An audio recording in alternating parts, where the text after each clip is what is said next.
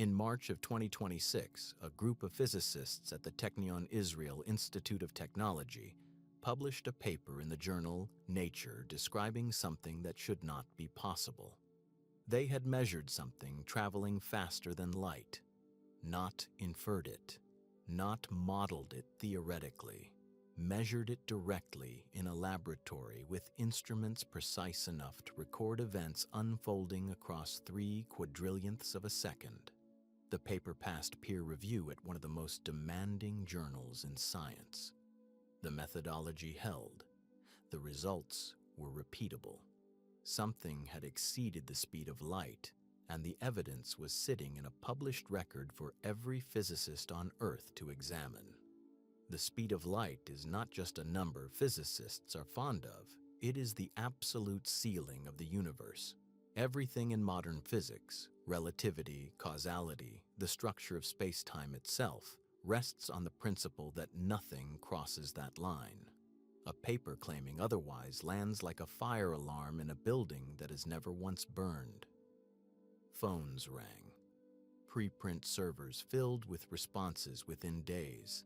Headlines reached people who had not thought about physics since secondary school. The question spreading everywhere was the same one. Had someone finally broken the rule? The answer is stranger than yes or no. What the Technion team measured was real. The speeds they recorded were real. And the reason none of it tears physics apart is the part that almost nobody reporting on the discovery stopped long enough to explain. That gap between what the headlines said and what the paper actually showed is where this story lives. Because buried inside the explanation of why the result does not violate relativity is something more interesting than a simple violation would have been. There are 2 layers to what happened in that laboratory. The first is the discovery itself. What was measured, how it was measured, and what the object moving faster than light actually was. The second is the question the discovery forces into the open.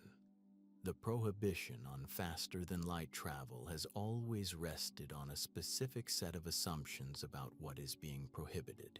Once you see exactly what those assumptions are and where their edges fall, the universe starts to look less like a place with a hard wall and more like a place with a precise rule that leaves more room than it first appears. Whether that room ever amounts to anything, whether it points, even distantly, toward the kind of travel that seems forever locked away, is the question this paper does not answer but absolutely raises. And the answer to that question turns out to be one of the strangest things in modern physics. To understand what the Technion researchers actually measured, you need to start with what the speed of light is and why physicists treat it as an absolute limit. The number is 299,792,458 meters per second. You can memorize it, but memorizing it doesn't help you feel it. So here is a better way to hold it in your mind. When you look at the moon on a clear night, the light entering your eyes left the lunar surface roughly 1.3 seconds ago. That gap is so small, it is essentially nothing. Now shift to the sun. Light leaves the solar surface and crosses the 150 million kilometers between there and here in about 8 minutes. If the sun vanished right now, you would not know for 8 minutes. You would sit in ordinary daylight, completely unaware, while that light finished its crossing. The outer edge of our solar system, the rough boundary where the sun's influence gives out, takes light somewhere between 4 and 20 hours to reach, depending on which direction you draw the line. By any human standard, that is instant. By the standards of what comes next, it is nothing. The nearest star beyond our sun is Proxima Centauri, sitting about 4.2 light-years away. That means light, traveling at full speed, takes 4 years and 2 months to cover that distance. A spacecraft moving at the speed of the fastest probe humanity has ever launched would need roughly 80,000 years. If you wanted to reach Proxima at the speed of light and send a message back confirming you had arrived, the round trip in communications alone would take more than 8 years. And Proxima Centauri is our closest neighbor. The Milky Way is roughly 100,000 light-years across. The nearest large galaxy is about 2.5 million light-years out. These numbers stop being numbers and become something closer to a verdict. So where did we get 299,792,458 in the first place? The story starts in 1676 with a Danish astronomer named Ole Rømer working at the Paris Observatory. Rømer was tracking the moons of Jupiter, specifically Io, which orbits Jupiter with a predictability that made it useful as a kind of clock. He noticed something odd. When Earth was on the side of its orbit closer to Jupiter, Io's eclipses arrived slightly ahead of schedule. When Earth was on the far side, they arrived late. Rømer concluded that the discrepancy was caused by the time light needed to cross the extra distance. He produced the first numerical estimate for the speed of light. It was rough, but it was real. The idea that light had a finite measurable speed was no longer philosophy. 2 centuries later, the picture sharpened dramatically. In the 1860s, the Scottish physicist James Clerk Maxwell unified electricity and magnetism into a single framework. His equations produced a constant, a fixed speed at which electromagnetic waves propagated through space. When Maxwell calculated what that speed was, it matched the measured speed of light. The implication was enormous. Light was not a separate phenomenon riding on top of physics. Light was an electromagnetic wave, and its speed fell directly out of the mathematical structure of electromagnetism. The speed of light was not a measurement taken from nature and pasted into the equations. It was a consequence of the equations themselves. That left a problem. If light moved at a fixed speed, fixed relative to what? Every other speed in physics is relative to something. A wave in water moves relative to the water. Sound moves relative to the air. Physicists in the 19th century assumed light moved relative to a medium they called the luminiferous ether, an invisible substance filling all of space. In 1887, Albert Michelson and Edward Morley built an extraordinarily precise interferometer designed to detect the Earth's motion through this ether. As Earth orbited the Sun, it should have been moving through the ether at different speeds in different directions, and light traveling with or against that flow should have shown a measurable difference. It showed nothing. The speed of light came out identical regardless of which direction you pointed the instrument. No ether drift, no variation. The same number always from every direction in every condition. This result destroyed the ether theory and left a vacuum in its place. Nobody in 1887 quite knew what to do with it. The equations demanded a fixed speed. The experiment confirmed a fixed speed. But the explanation for why it was fixed, what it was fixed relative to, was missing entirely. That answer would wait 18 years. The number was always there in the equations, waiting for someone to realize what it meant. Einstein published his special theory of relativity in 1905, and it rearranged everything physicists thought they understood about space and time. It did not require new experimental data. It required only 2 assumptions, stated plainly, and then followed their consequences wherever they led. The first assumption: the laws of physics are identical for every observer moving at constant velocity. It does not matter if you are standing still on a platform or sitting in a train moving at 1,000 kilometers per hour. The equations governing electricity, magnetism, and motion take the same form for both of you. This sounds almost obvious. It is not. The second assumption is where things get strange. The speed of light in a vacuum is the same for every observer, regardless of how fast the source of that light is moving or how fast the observer is moving. Not approximately the same, exactly the same. A beam of light fired from a stationary source and a beam fired from a rocket moving at half the speed of light both arrive at your detector at 299,792,458 meters per second. The source's velocity adds nothing. These two postulates seem reasonable in isolation. Together, they force conclusions that feel like violations of common sense. If the speed of light must remain constant for all observers, then time itself cannot be constant. A clock moving at high speed ticks more slowly than a stationary one. This is not an illusion or a measurement artifact. The moving clock genuinely ages more slowly.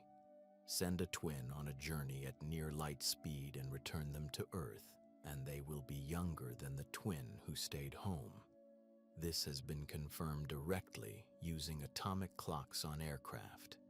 The effect is small at ordinary speeds, but it is real, it is measurable, and it is exactly what the equations predict. Lengths contract in the direction of motion as speed increases. A meter stick moving at 87% of the speed of light measures half a meter to a stationary observer. The mass of an object, or more precisely its resistance to further acceleration, grows as its speed approaches the speed of light. Push harder, and the object responds less and less readily to the same force. This is where the energy problem enters, and it is the core of why the speed of light is a limit rather than just a barrier. To accelerate any object with mass, you need energy. The faster the object moves, the more energy each additional increment of speed requires. As an object approaches the speed of light, the energy required to push it further climbs toward infinity. Not a very large number. Infinity. The curve rises steeply and never at any speed touches the line marked C. You could pour every joule of energy in the observable universe into accelerating a single electron, and it would still fall short. This is not an engineering obstacle waiting for a better engine. The mathematics does not allow it. Mass and the speed of light simply cannot occupy the same point on that curve. Only massless particles, photons, gravitons, can travel at exactly c, and they have no choice. They cannot slow down. They are locked to c, the way massive objects are locked below it. The information argument runs deeper still. Suppose, purely hypothetically, that you could send a signal faster than light. You have a transmitter and a receiver separated by some distance, and the signal crosses that gap faster than light could. Special relativity then guarantees that there exists a valid reference frame, a frame moving at some velocity relative to yours, in which your signal arrives before it was sent. The effect precedes the cause. This is not a philosophical puzzle. It is a direct mathematical consequence of the same postulates that describe time dilation and length contraction. If faster-than-light signaling were possible, you could in principle construct a sequence of such signals to deliver a message to your own past. You could prevent your own grandfather from having children. The logical structure of the universe would fold back on itself. Causality, the rule that causes come before effects, would collapse entirely. Physicists do not regard this as merely undesirable. They regard it as a definitive sign that the premise is impossible. In the 120 years since Einstein published those two postulates, particle accelerators have pushed electrons and protons to 99.9999% of the speed of light and confirmed exactly the energy curve the equations predict. GPS satellites require relativistic corrections to stay accurate. Muons created in the upper atmosphere survive long enough to reach the surface only because time dilation extends their effective lifetimes. Every prediction checks out. No experiment in over a century of trying has ever found a single violation. Here is something that tends to surprise people when they first encounter it. Physicists have known for a long time that certain things can exceed the speed of light. Not in theory, not as mathematical curiosities. In practice, in laboratories, and in the ordinary physical world around you, none of them violate relativity. None of them have troubled Einstein's framework for even a moment. The reason comes down to a distinction that sounds simple but takes a while to fully settle in. Start with a shadow. Stand outside on a clear day and move your hand quickly in front of a light source. The shadow on a wall nearby moves roughly as fast as your hand. Now imagine the wall is the surface of the moon, 384,000 kilometers away. A sufficiently fast flick of your wrist would send that shadow racing across the lunar surface at speeds that exceed the speed of light. The geometry of the situation makes this straightforward to calculate. The shadow crosses a vast distance in a short time because it is not an object traveling from here to there. No particle leaves your hand and arrives at the moon. The shadow is a region of reduced illumination. It is the moon not receiving light. There is nothing physical in transit. Nothing crosses that distance. The shadow is a feature of the relationship between a light source, your hand, and a surface, and features have no speed limit. The laser dot on a distant screen works the same way. Aim a laser at a wall 1 light year away and sweep the beam through a small angle. The dot travels across a surface 1 light year distant. For any modest sweeping rate, the dot outruns light by a significant margin. Each individual photon still travels in a straight line from the laser to the wall at exactly c. No photon moves from one point on the wall to another. The dot is simply where the beam happens to land at each moment. It is a correlation between the beam's direction and the wall's surface, and correlations are not objects. They carry no energy between points on the wall. They transmit nothing. Consider a large pair of scissors. The blades are several meters long, and the pivot is fixed. As the blades close, the point of intersection, where the two blades cross each other, slides along the blades toward the tips. Make the scissors large enough and close them fast enough, and that intersection point moves faster than light. No part of either blade moves faster than light. The intersection is not a physical object. It has no mass. It carries nothing. It is simply the location where two surfaces happen to meet at a given moment, and that location can shift arbitrarily fast because shifting a location costs nothing and moves nothing. Phase velocity is a slightly more technical example, but it belongs in the same list. When a wave travels through certain materials, the individual peaks and troughs of the wave pattern can advance faster than c. This is the phase velocity of the wave. It is different from how fast the energy in the wave moves, and it is different from how fast any signal encoded in the wave can travel. In certain configurations, the phase velocity exceeds c by a substantial factor. Physicists have measured this in the laboratory. It causes no alarm because the energy and any information riding on the wave travels at the group velocity, which stays below c. The crest of the wave outruns the speed of light. The information does not. They are two different quantities. What all of these have in common is that nothing physical travels from one place to another at the superluminal speed. The shadow does not cross the moon. The laser dot does not cross the wall. The intersection point does not travel down the scissor blades. These are all patterns, shifting configurations, instantaneous geometric relationships, places defined by where something is or isn't. They are not objects. They carry no energy, no mass, No information from point A to point B. This is why they are free from relativity's prohibition. The prohibition targets the physical motion of matter and the transmission of information. Patterns, voids, and intersections fall outside that category entirely. This matters for what comes next. When researchers at the Technion measured something moving faster than light inside a wave in a laboratory material, the question was immediately whether this fit the same category. Was it a shadow? Was it a pattern? Was it a geometric feature of a wave with nothing physical actually in transit? The answer shapes everything. The distinction between a pattern moving fast and a thing moving fast is the entire ballgame. The story of the Technion discovery starts not with a breakthrough experiment, but with a prediction from the 1970s that had been largely ignored for 50 years. Buried in the wave optics literature, the prediction was quiet and precise.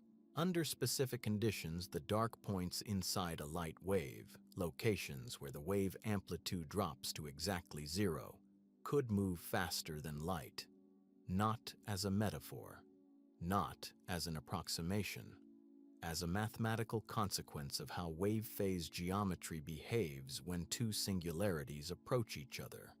The prediction was noted, occasionally cited, and then left largely alone. Nobody had built anything capable of testing it directly. For 5 decades, it sat there. Ido Kamener's research group at the Technion-Israel Institute of Technology in Haifa was not trying to break physics. That distinction matters. The team was not chasing headlines about faster-than-light travel. They were trying to close a specific gap between theory and experiment, a gap that had been sitting open since before most of the researchers in the group were born. The question they brought to the laboratory was narrow and technically demanding. Could you actually observe a dark point inside a light wave moving at superluminal speed? And could you measure it precisely enough to be sure of what you were seeing? Those are two very different problems, and both of them were formidable. The timescale alone was staggering. The events they needed to capture unfold over roughly 3 quadrillionths of a second, a femtosecond. To place that in any useful frame, if a femtosecond were stretched to the length of 1 second, then a single second of ordinary time would stretch to approximately 32 million years. These are not events you catch with fast electronics. They are not events you catch with any instrument that existed in an off-the-shelf form. The vortex cores the team needed to track are nanometers across, billionths of a meter, moving at speeds that exceed the vacuum speed of light, inside a material thinner than a human hair. Getting a clean measurement of that required solving several hard problems at once, and the solution the team arrived at was as significant as T. He resulted produced. What they found, and what they published in Nature in March of 2026, was a direct measurement of superluminal motion in an optical vortex. Not an inference. Not a theoretical extrapolation fitted to indirect data. The dark points in the wave were tracked, their velocities were calculated, and the numbers exceeded the speed of light in vacuum. The acceleration spike in the data was unambiguous.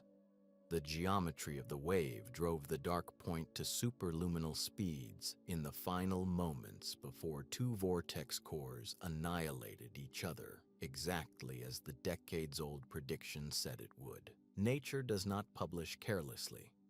The journal receives thousands of submissions each year and accepts a small fraction of them.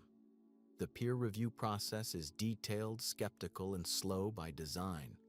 Reviewers look hard for alternative explanations, for errors in methodology, for artifacts of the measurement technique that might be mistaken for genuine physical behavior. A claim involving faster-than-light motion draws additional scrutiny because extraordinary results require extraordinary rigor. The fact that this paper passed that process means something specific. Independent experts examined the methodology and could not find a way to explain the result away. The experiment was sound. The measurements were reproducible. The interpretation was consistent with the underlying theory. The reception in the physics community was careful rather than explosive. Researchers who understood the background, who knew about phase singularities, optical vortices, and the long theoretical history of superluminal wave features, recognized immediately that the result, while remarkable, did not threaten relativity. The dark points carry no mass, no energy, and no information. They are geometric voids in the wave structure. What traveled faster than light was nothing in the most literal sense of that word. The careful researchers understood this. The headlines did not always reflect it. What the Kaminer group actually contributed was proof of concept at the edge of what any instrument can do. A 50-year-old prediction sitting dormant in the literature turned out to be correct, and demonstrating that correctness required building new measurement capabilities, developing new techniques for imaging ultra-fast nanoscale events, and running an experiment with the kind of precision that produces clean, unambiguous data rather than suggestive noise. The result confirmed wave theory. It confirmed the specific prediction about vortex singularities, and it demonstrated in a controlled laboratory setting that superluminal motion is not merely a theoretical possibility, but an observable physical phenomenon. The prediction was right, and the measurement was real. To follow what the Technion team actually measured, you need to understand what an optical vortex is, and it is stranger than the name suggests. Start with light itself. Light is a wave, and like any wave, it has two properties that matter here. The first is amplitude, how strong the wave is at any given point, which you experience as brightness. A bright region of a light beam has high amplitude, a dim region has low amplitude. This is the property most people think of when they think about light. The second property is phase, where in its cycle the wave happens to be at any given location. Think of a water wave. At any moment, some parts of the surface are at the crest, some at the trough, and most somewhere in between. Phase describes where on that cycle you are. In a simple beam of laser light, the phase is uniform across the whole beam. Every part of the wave is cycling in lockstep, like a marching band all stepping on the me foot at the same time. This is called a coherent beam, and it is what lasers produce by default. But the phase structure of a light beam does not have to be uniform. It can be twisted. In an optical vortex, the phase does not sit still across the beam. Instead, it spirals. Imagine looking at the cross-section of the beam, a flat circle of light.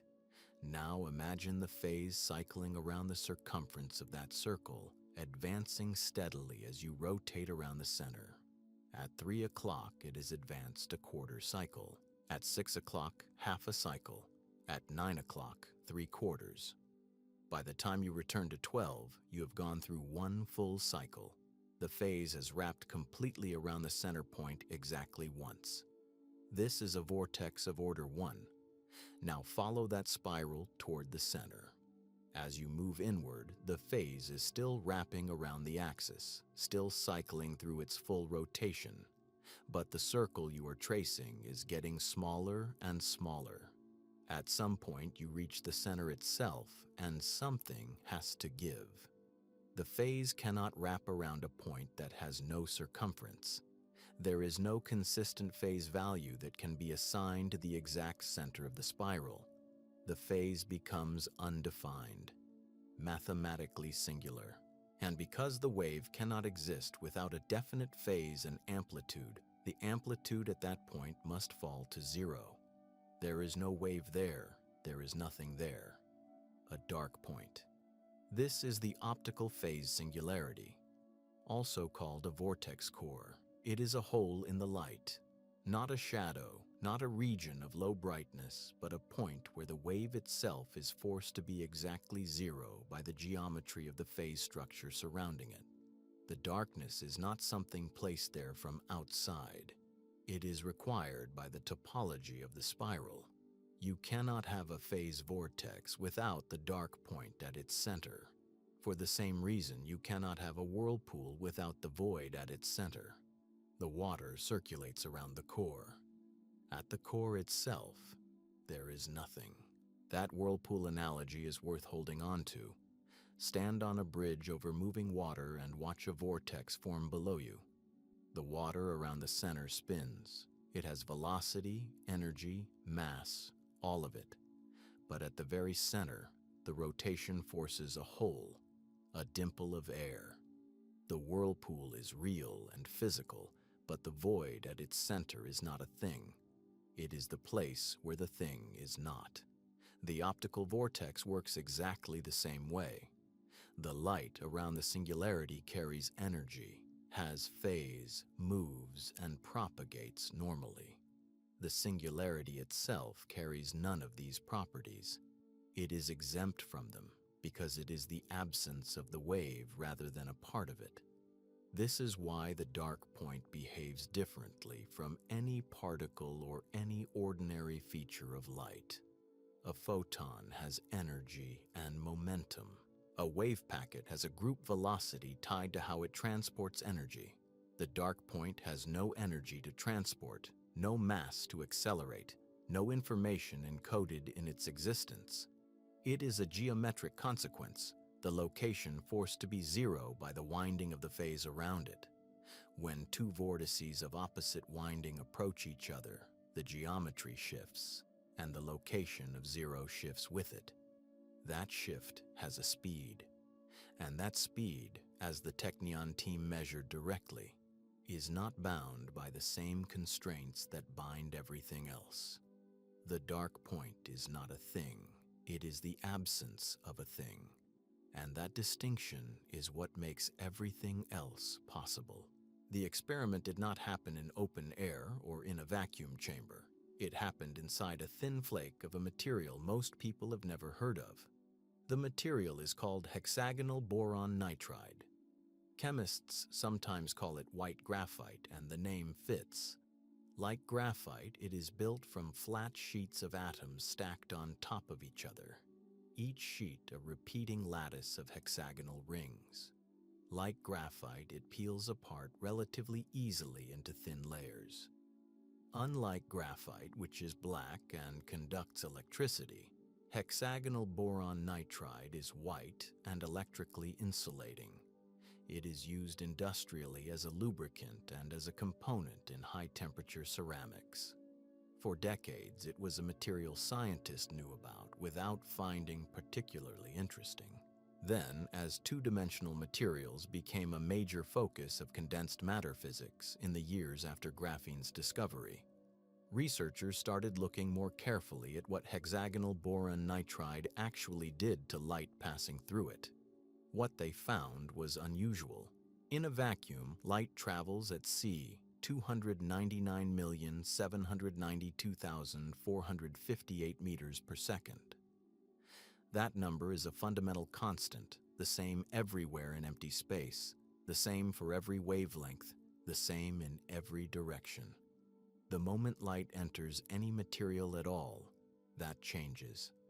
Glass slows light to roughly 2/3 of its vacuum speed. Water brings it down further to about 3/4. Diamond, which is optically dense, slows light to just under half its vacuum speed. These reductions are real and consequential.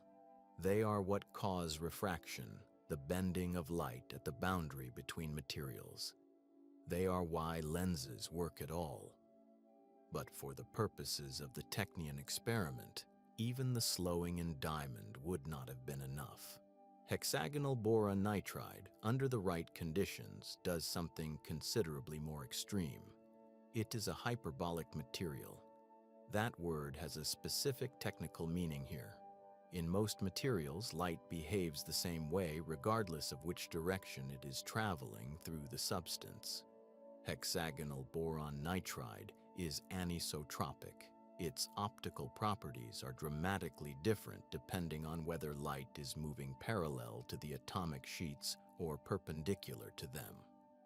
In certain frequency ranges, the material supports a specific type of wave called a phonon polariton. This is where the physics becomes unusual enough to matter for the experiment. A polariton is not purely light, it is a hybrid. When light enters hexagonal boron nitride in the right frequency range, the oscillating electric field of the light wave couples directly to the vibrations of the atoms in the crystal lattice. The photons and the phonons, quantum units of atomic vibration, become entangled in the quantum mechanical sense, forming a combined excitation that is part light and part mechanical vibration. This hybrid wave, the phonon polariton, propagates through the material at a speed that reflects both its optical and its mechanical character. And that speed is a small fraction of the vacuum speed of light. Not 2/3, not 1/2. A fraction that can be 100 times slower than c or more, depending on the geometry and the frequency. This is the property that made hexagonal boron nitride the right material for the experiment. The Technion team was not trying to produce something exotic for its own sake.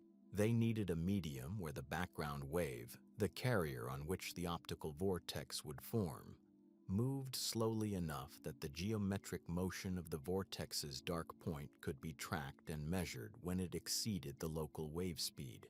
And critically, they needed the local wave speed itself to be far enough below c that exceeding c was something that could actually be observed in the laboratory, rather than something that happened too briefly and at too small a scale to detect.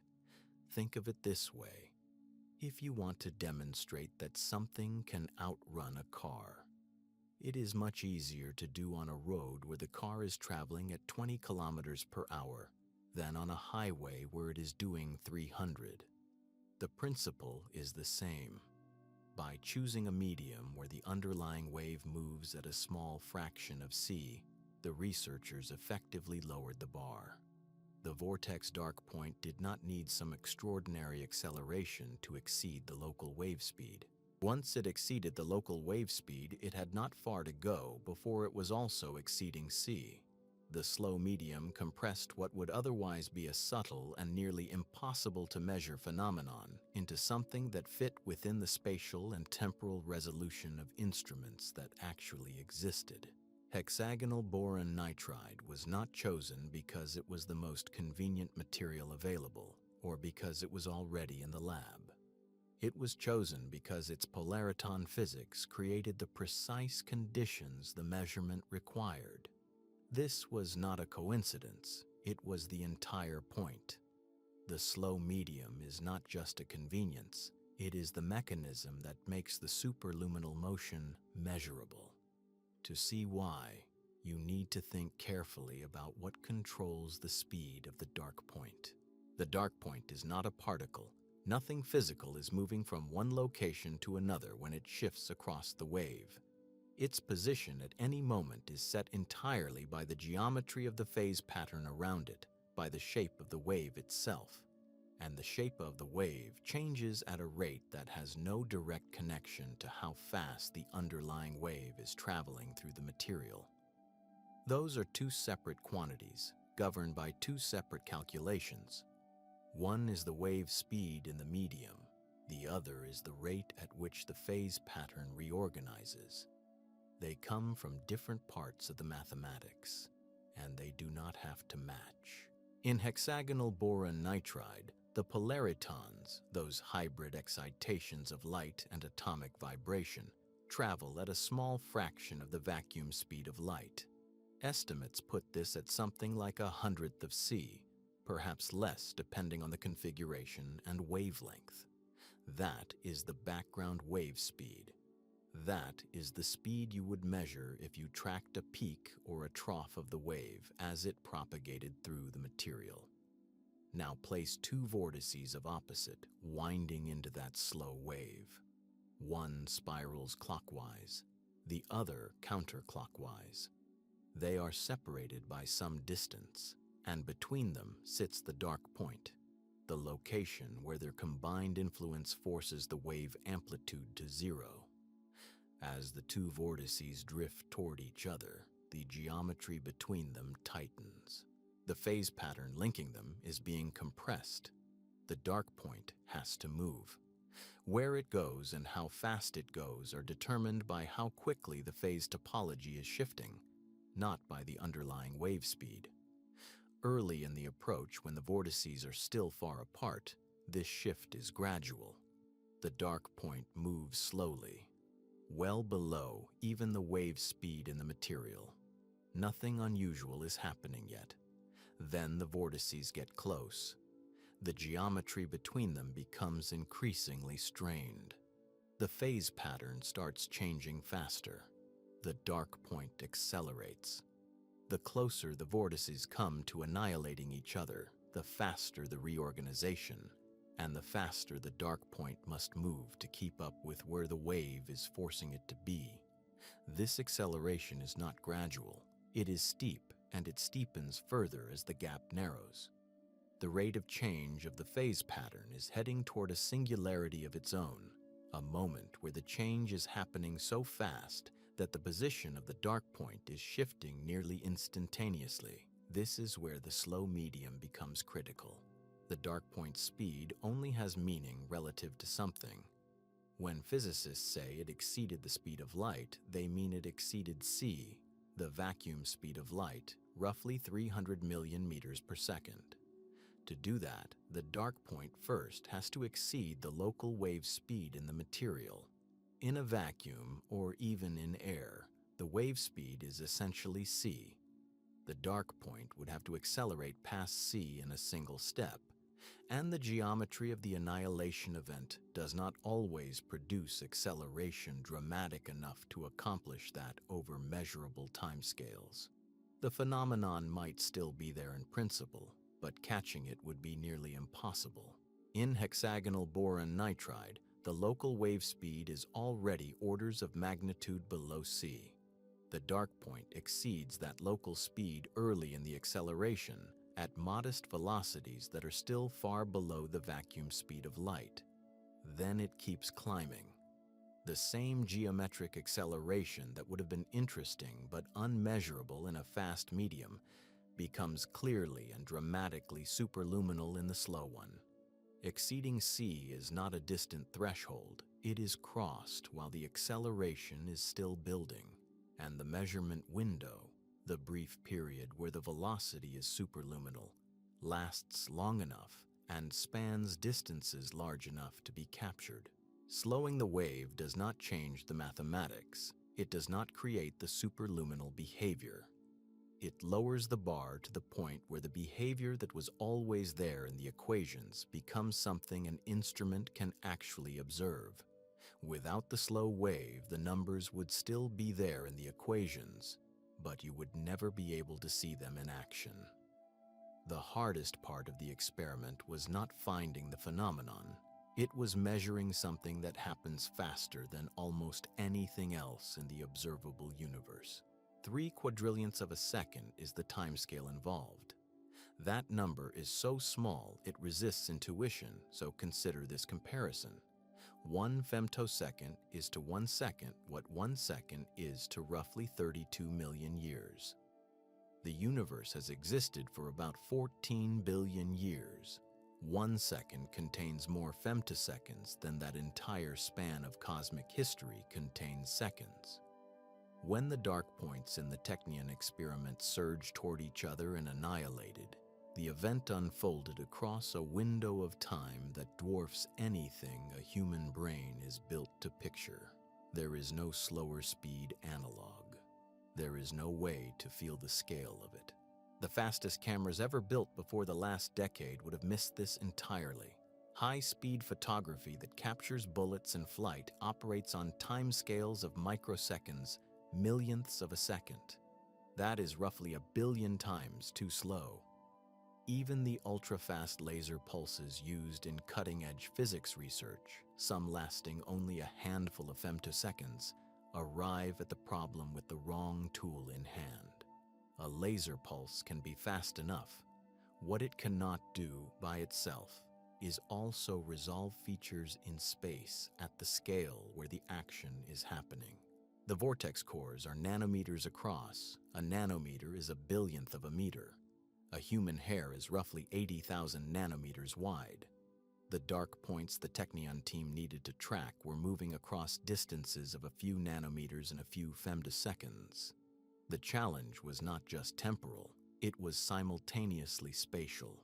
You needed to know where the dark point was and when it was there, both at the same moment, with precision at the absolute boundary of what physics permits you to measure at all. Conventional optical microscopy fails here for a reason that has nothing to do with the quality of the lenses or the sensitivity of the detector. It fails because of diffraction. When light passes through an aperture or around an obstacle, it spreads. The minimum feature size you can resolve with a microscope is set by the wavelength of the light you are using. Visible light has wavelengths ranging from roughly 400 to 700 nanometers. That means no optical microscope using visible light can resolve features smaller than a few hundred nanometers, no matter how well it is engineered. The vortex cores are far below that floor. You could build the finest optical microscope imaginable, and the physics of the light itself would blur the image into uselessness before you saw anything. To resolve features at nanometer scales, you need a probe with a much shorter wavelength. X-rays can work in certain configurations, but X-rays bring their own constraints in terms of timing and coherence at the scales the experiment demanded. There is another option, one that comes from a different branch of physics entirely. Electrons have wavelengths that depend on their energy, and at the energies used in electron microscopes, those wavelengths drop to fractions of a nanometer. An electron microscope can resolve individual atoms. It can map the arrangement of bonds in a crystal lattice. Its spatial resolution is not a limitation here. The limitation with electrons is time. Standard electron microscopes are designed to image static structures or slow processes. They are not built to capture events unfolding over femtoseconds. Getting an electron beam to serve as both a high-resolution spatial probe and a femtosecond-scale temporal probe at the same time requires solving problems that conventional instrument design simply never had to address. The spatial and temporal demands of this experiment sat at the edge of what any existing instrument could provide, which meant that choosing electrons as the probe was only the beginning of the solution. The instrument they needed did not exist in its required form, so they had to build a better one. The technique they used to actually capture the event was, in its own way, as impressive as the discovery itself. The core problem was straightforward to state and nearly impossible to solve. The vortex annihilation happened across a timescale of roughly 3 quadrillionths of a second. No single detector on Earth could open and close fast enough to capture the full sequence in one shot. The electronics simply do not exist. Even the fastest cameras ever built would record nothing but a blur. The way a shutter left open too long turns a highway into a smear of light. What the Technion team needed was not just a faster camera. They needed a different strategy entirely. The strategy they landed on was this: if you cannot record the whole event in a single run, record a piece of it. Then run the experiment again and record a different piece. Do this hundreds of times. Each run, you shift your recording window by a tiny fraction of a femtosecond relative to the moment the vortices are triggered. Run 1 captures what is happening at time 0. Run 2 captures what is happening a fraction of a femtosecond later. Run 3, a fraction later still. Each individual image is a frozen slice, one thin cross-section of the event's full timeline. The assumption underlying this is that the experiment is reproducible. Every time you trigger the optical vortex inside the hexagonal boron nitride, you get the same vortex behaving in the same way, following the same trajectory. This is not obvious. Real experiments are noisy. Materials have defects. Laser pulses vary slightly from one shot to the next. The researchers had to verify that the vortex dynamics were consistent enough across hundreds of runs to make the stacking valid. They were. The underlying physics was stable enough that when you collected all those individual time-sliced images and laid them in sequence, the motion was coherent. Think of it like this. Imagine you want to film a hummingbird's wings, but your camera can only take one still photograph every 10 seconds. A single photograph gives you one moment, wings in one position, nothing more. But if the hummingbird is trained to repeat the same hovering pattern on command, you could take a photograph every 10 seconds, each time with the hummingbird at a slightly different phase of its wing cycle. After enough photographs, you have a complete record of the full motion. Arrange them in order, and you have a slow-motion film of something that originally happened far too fast to see. That is the logic the Technion team applied, scaled down to femtosecond timescales and nanometer distances. The instrument doing the recording was a specialized electron microscope, modified to achieve temporal resolution at these scales. Conventional electron microscopes are extraordinarily powerful at resolving spatial detail. They can image individual atoms, but they are not built for time-resolved measurements of this speed. The Technion instrument used a technique called electron interferometry, in which the electrons themselves act as the probe, and their interference patterns encode information about the state of the material at the moment of the measurement. The combination of electron interferometry with the stacking approach gave the team both the spatial resolution to see vortex cores nanometers across and the effective temporal resolution to track their motion across femtosecond win, DAOs. The result of stacking all those individual frames was a time-lapse. Not a metaphorical time-lapse, a literal, quantitative reconstruction of the vortex dynamics from start to finish. The two vortex cores first appeared on the left and right of the frame. Their initial motion was slow, well below any threshold that would draw attention. Then, as the geometric distance between them closed, the speed of the dark point between them began to climb. The acceleration was visible in the data frame by frame. By the final frames before annihilation, the dark point was moving at speeds the instrument could measure, and that the researchers could compare directly against the known wave speed in the material and against C itself. This is why the method matters as much as the finding. Any experiment is only as real as its measurement. The stacking approach converted an event that would otherwise have been invisible, too fast, too small, over before any single detector could react, into something with a complete measured history. Frame by frame, velocity at each moment, the trajectory laid out in full. When you put all those slices together, you had something nobody had ever seen before, a movie of a dark point outrunning light. When the data came back, the velocity graph showed something clean enough that there was no room for ambiguity. The two vortex cores had started their approach at speeds well below the wave speed inside the hexagonal boron nitride. The polaritons in that material travel at a small fraction of c. The local speed of light in the medium is already dramatically reduced compared to what light does in vacuum. In the opening frames of the reconstructed sequence, the dark points were moving at speeds consistent with ordinary wave dynamics. Nothing alarming, nothing that would have made a physicist reach for a notepad. The two singularities drifted toward each other in a way that looked almost uneventful. Two voids in the wave structure slowly closing the distance between them. If the experiment had stopped there, it would have confirmed nothing interesting at all. Then the acceleration began.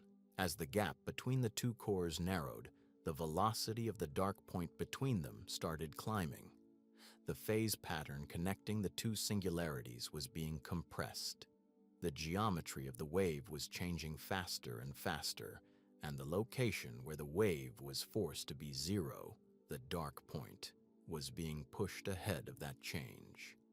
Think of it like two walls closing simultaneously on a point marked on the floor between them. The mark doesn't move on its own, but as the walls close, you can define a speed for that mark, the rate at which the midpoint between the walls is moving. That speed is set entirely by how fast the walls are closing, not by any property of the mark itself. In the experiment, the walls were the vortex cores, and the mark was the dark point. The dark point matched the local wave speed first. That alone was significant. It meant the geometric feature was now keeping pace with the underlying wave propagating through the material. Then it exceeded the wave speed in the medium, still not yet faster than c in vacuum, but faster than the local field could carry energy.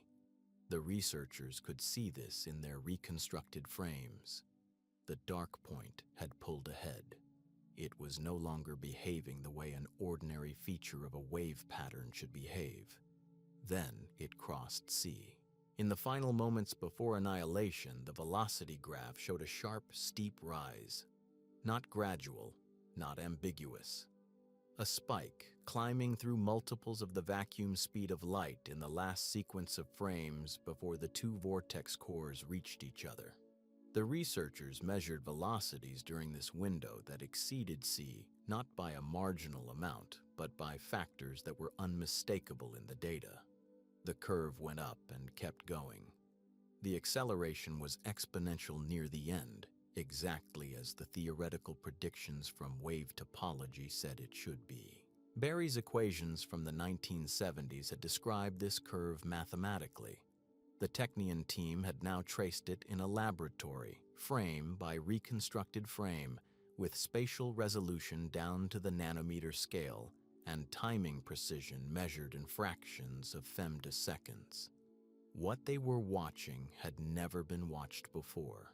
Physicists had inferred that this kind of acceleration should occur.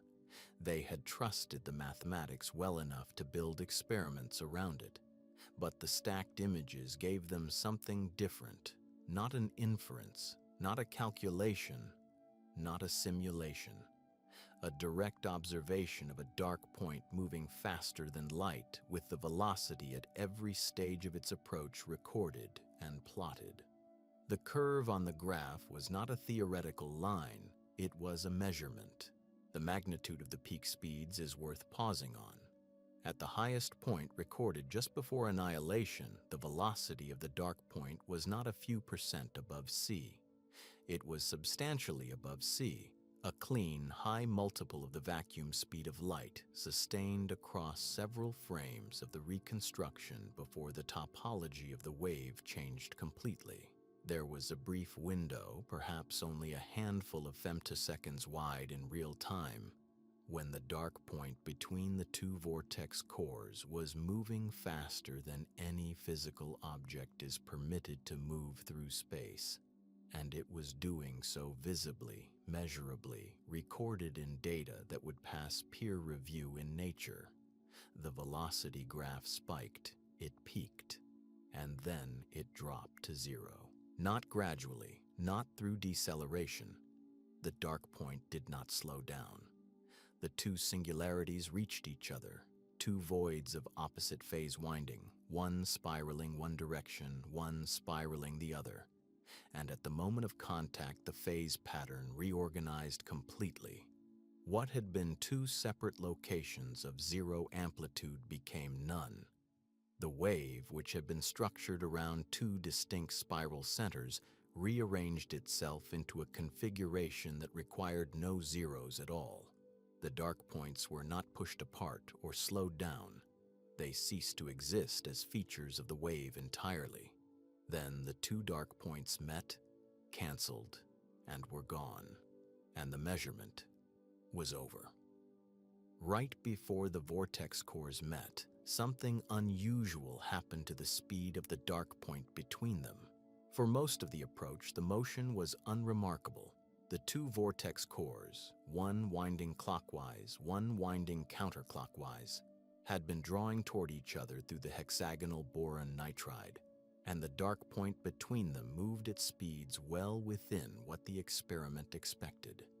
The velocity trace was ordinary, and then it was not. To understand what changed, you have to understand what these two cores actually were to each other. They were opposites in every topological sense that the mathematics permits. One carried what physicists call a winding number of positive one. The other carried negative one. In the language of wave topology, these two objects were antiparticles. Not antiparticles in the nuclear physics sense, but in the deeper sense that two structures of exactly opposite character, brought close enough together, cannot both persist. The wave cannot sustain them simultaneously. Something has to reorganize. The phase pattern between them, already growing increasingly strained as the cores approached, was running out of room to accommodate both. This is not a gentle process. The topology of the wave field between two approaching singularities of opposite sign does not ease gradually toward resolution. It resists, and then it gives way all at once. Think of it as two drains in a bathtub spinning in opposite directions, being pulled toward each other. The water between them, in this case the phase structure of the wave, becomes increasingly contorted. The geometry tightens. The zeros are being compressed toward a single point, and the phase gradients around them steepen dramatically. The speed at which the dark point between the two cores moves is set by those gradients. As the gradients steepen, the speed climbs. What the Technion data showed was not a gradual increase, it was exponential. In the final moments before annihilation, the velocity of the dark point did not merely rise, it accelerated toward the meeting point at a rate that increased with every passing femtosecond. In the theoretical description of this kind of event, the speed approaches infinity right at the moment of annihilation itself. The mathematics does not offer a ceiling. The actual experiment did not reach infinity, obviously, but it captured the acceleration during the approach, and the numbers during that window were unmistakably superluminal. This is the critical distinction between what happened here and what happened in the earlier part of the vortex's motion. The superluminal speed was not a sustained feature of the dark point's behavior. It was a consequence of the annihilation itself, of the wave being forced to reorganize its entire phase structure in a region smaller and smaller, on a time scale shorter and shorter. The speed spike was the signature of a topological transition, not a particle moving through space. The vortices did not slow down as they approached. They did not deflect. There was no bounce, no repulsion, no interaction in the ordinary sense of two objects meeting. What happened instead was that the feature called a vortex core simply ceased to be a valid description of that part of the wave. The phase pattern, under the strain of two incompatible topologies forced into proximity, snapped into a new configuration. The zeros merged. The winding numbers canceled. +1 and -1 summed to nothing, and the wave settled back into a structure with no singularities at all. Two dark points became zero dark points, and the transition between those two states is where the speed of the dark point between them briefly exceeded the vacuum speed of light. The researchers describe this as an exponential acceleration toward a point of annihilation that was, in a sense, geometrically inevitable from the moment the two cores began approaching. The mathematics of the topology had already determined the outcome.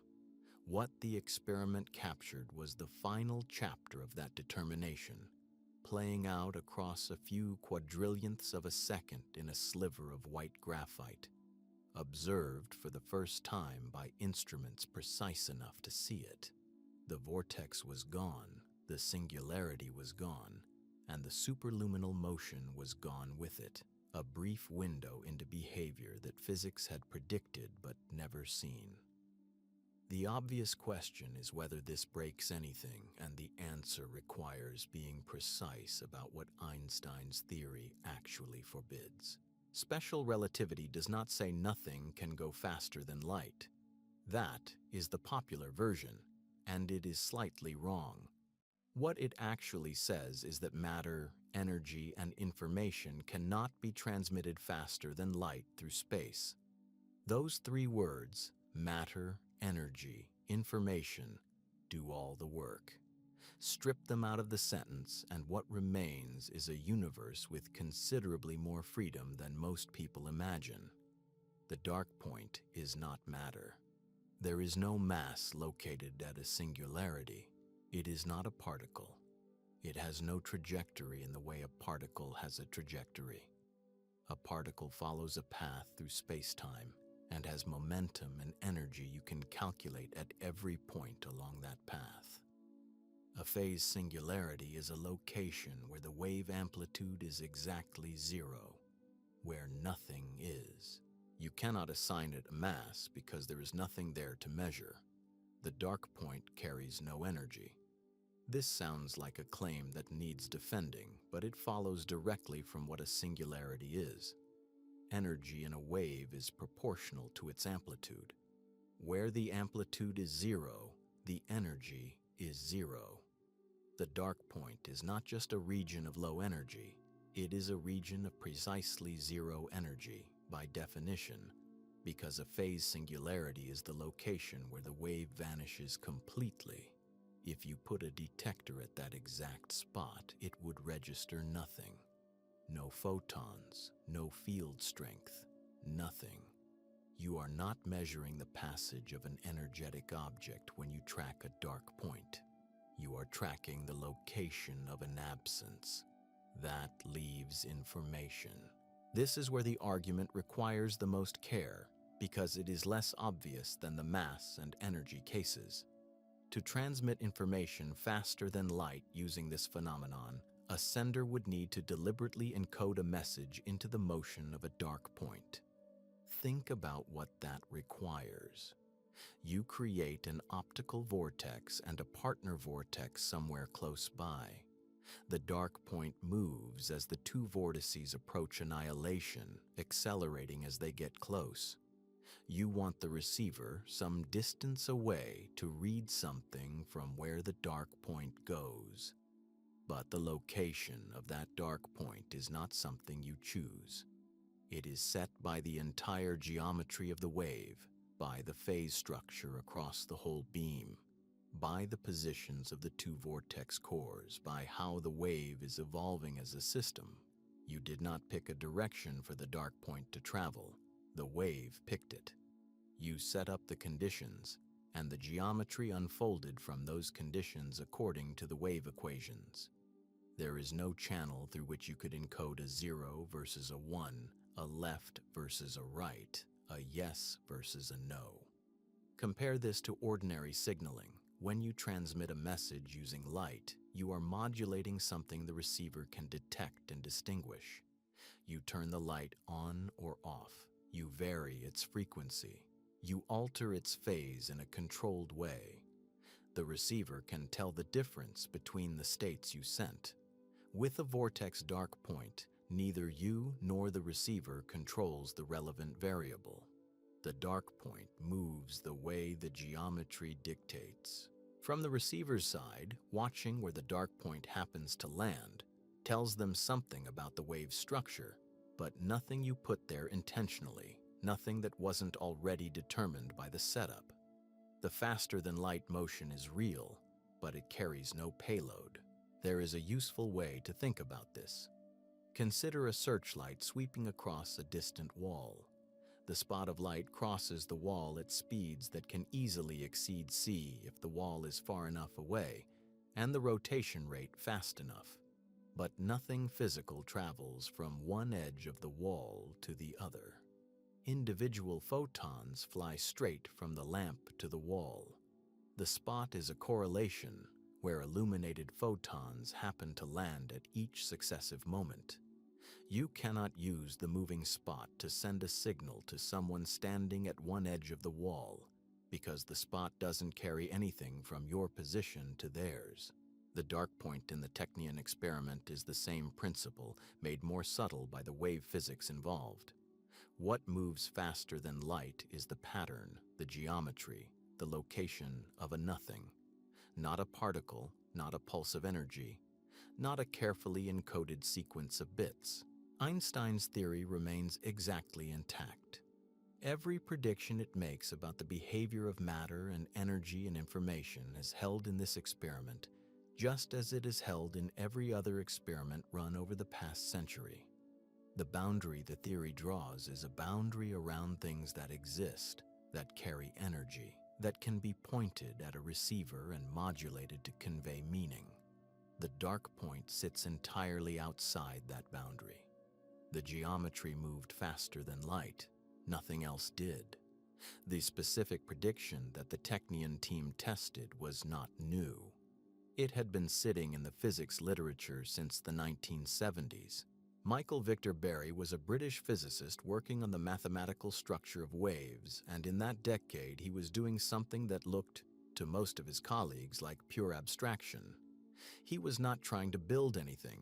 He was not designing an experiment. He was studying the geometry of wave fields, the way phase patterns organize themselves across space.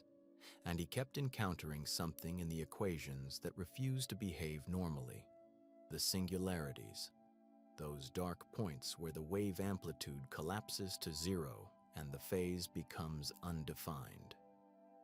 Barry looked at how they moved, and what he found was that the mathematics place no upper bound on their velocity. None.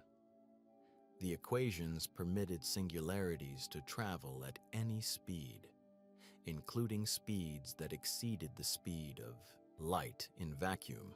He was careful about what he claimed. Barry understood relativity and had no interest in proposing that the laws of physics were broken. What he argued was precise.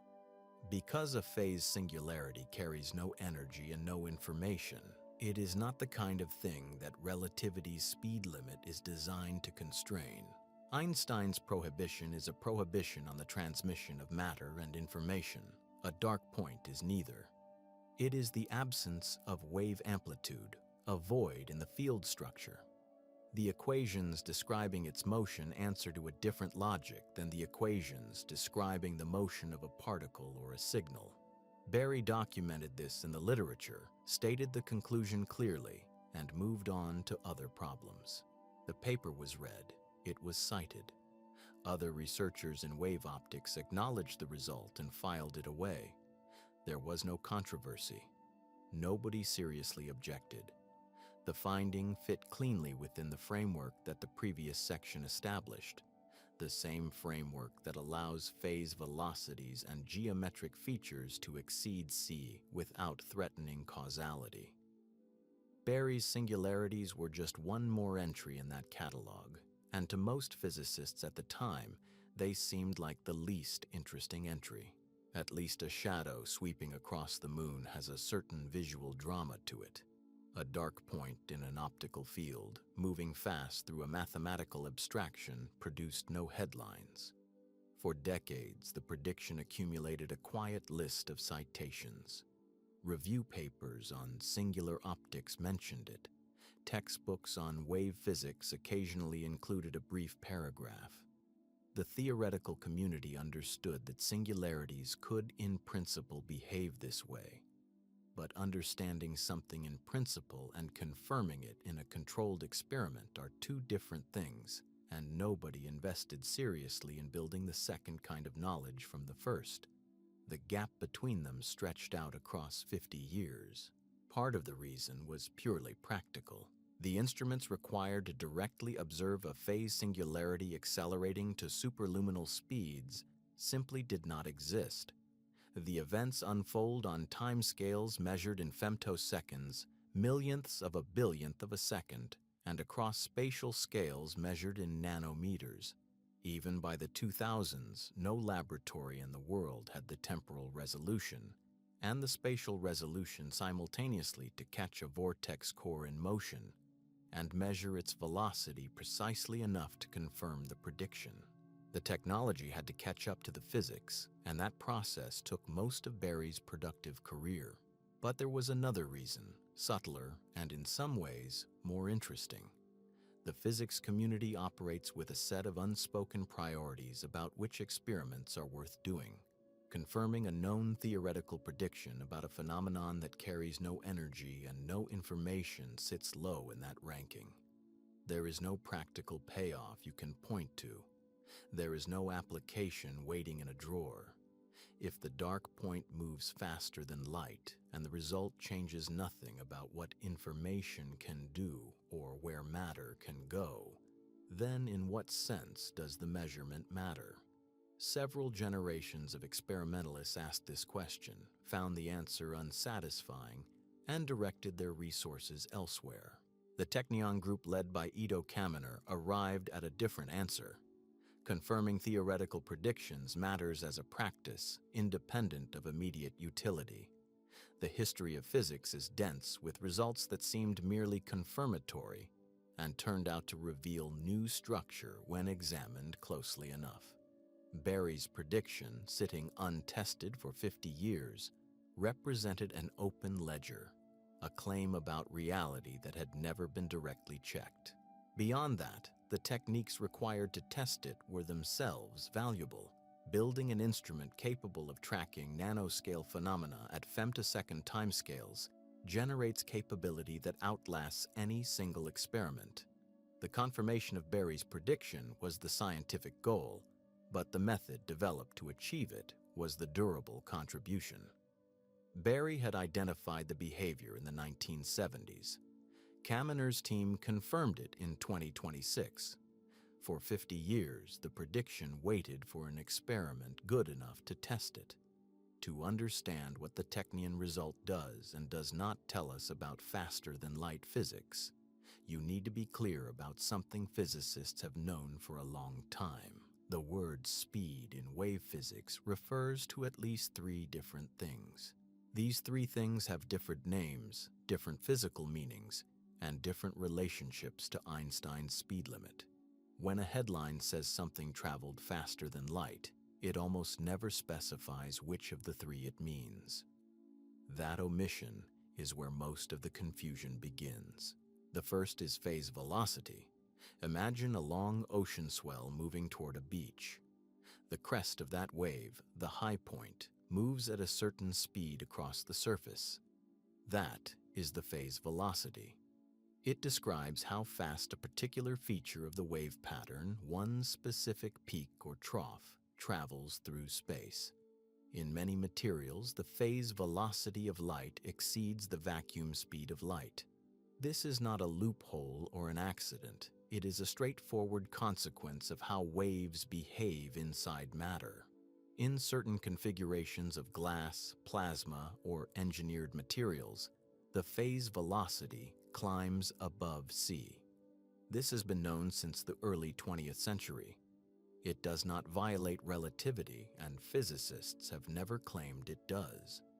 The phase velocity tells you how fast the pattern moves. It says nothing about how fast anything is being carried. The second is group velocity.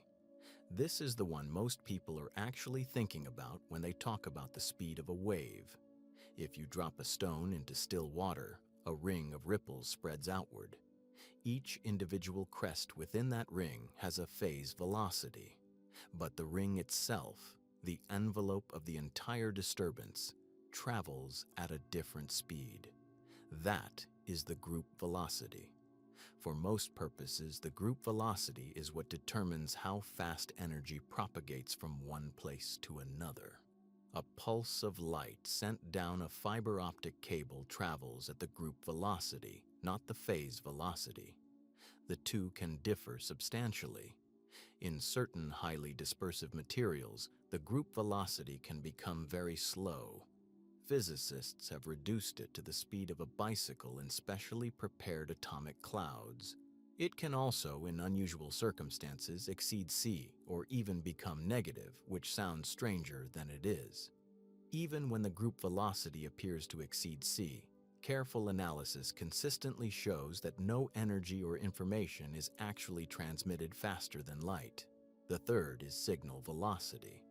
This is the quantity that relativity actually constrains. Signal velocity measures how fast a genuinely new piece of information, a distinguishable change in the wave, can travel from a sender to a receiver. You can think of it as how fast the front edge of a completely unexpected pulse propagates. The answer in every medium and every configuration ever tested is c, or slower.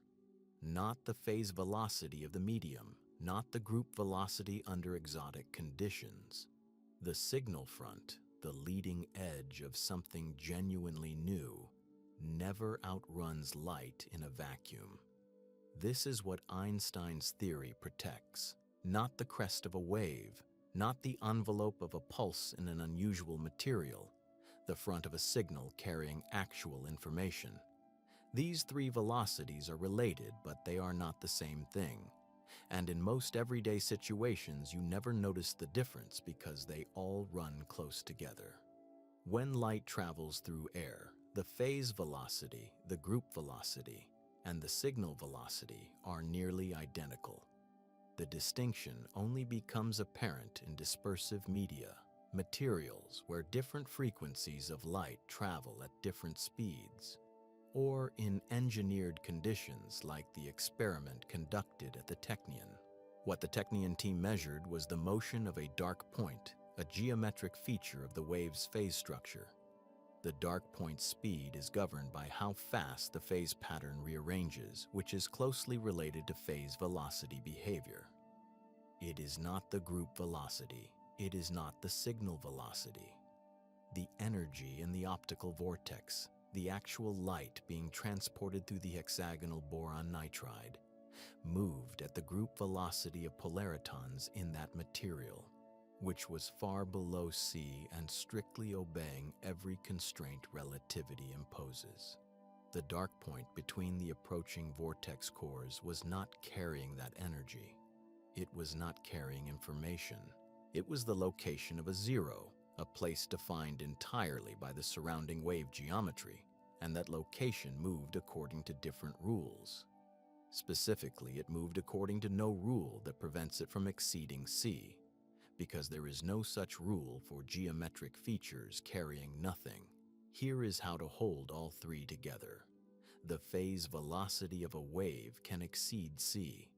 The group velocity can be strange and still carry no information faster than light. The signal velocity cannot exceed c ever in any medium under any conditions. The Technion result involved the first category and stayed entirely outside the third.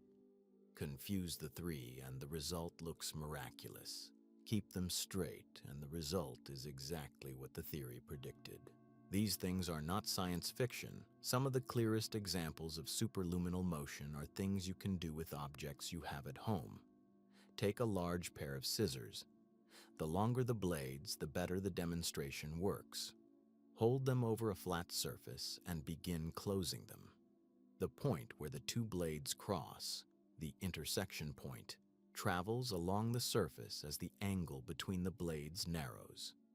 If the blades are long enough and you close them fast enough, that intersection point can travel faster than light, not approximately, not in some theoretical limit, faster than the vacuum speed of light, given sufficiently long blades and a fast enough closing motion.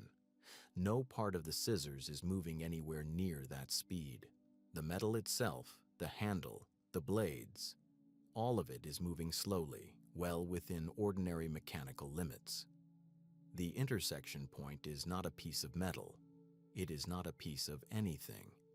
It is a geometric relationship between two surfaces, and geometric relationships are not governed by the speed limit that applies to matter. The rotating spotlight makes the same point on a larger scale. Imagine a powerful laser on Earth aimed at a screen placed 1 light year away. 1 light year is roughly 9.5 trillion kilometers. Now, rotate the laser slowly, just a fraction of a degree per second. The dot on the screen sweeps across a distance equal to the screen's distance multiplied by the angular speed of the rotation. For a screen 1 light year away, even an extremely slow rotation produces a dot that crosses vast distances in very little time. The math works out quickly. A rotation rate that feels almost stationary on Earth translates to a dot moving at many multiples of c along the distant screen. No individual photon is doing this. Each photon leaves the laser and travels in a straight line directly to whatever point on the screen it happens to hit. The photons themselves are all traveling at exactly c, each on its own unconnected path. The dot is not a physical object traveling between those points. It is a sequence of unrelated arrivals, each from a different direction. It happens to look like motion when you watch the screen from a distance. Nothing moved. A pattern appeared to move. Shadows work the same way. Hold your hand in front of a lamp and move it quickly. The shadow on the wall tracks your hand. Scale this up to cosmic distances and the shadow can exceed c without any difficulty. Your hand is not moving fast. The shadow is not moving at all in any physical sense. It is simply the region of the wall that your hand's geometry blocks from the light source. As that geometry shifts, the blocked region shifts. The boundary of the shadow is a correlation between your hand and the wall, not an object traveling between them. Wave patterns and dispersive media offer a more subtle version of the same idea. In certain materials, the phase velocity of a wave, the speed at which individual peaks and troughs of the wave pattern move, can exceed c, while the group velocity, the speed at which the wave's energy actually travels, remains strictly below it. You can watch a peak in the wave pattern apparently racing ahead of c. That peak carries no energy to its new position.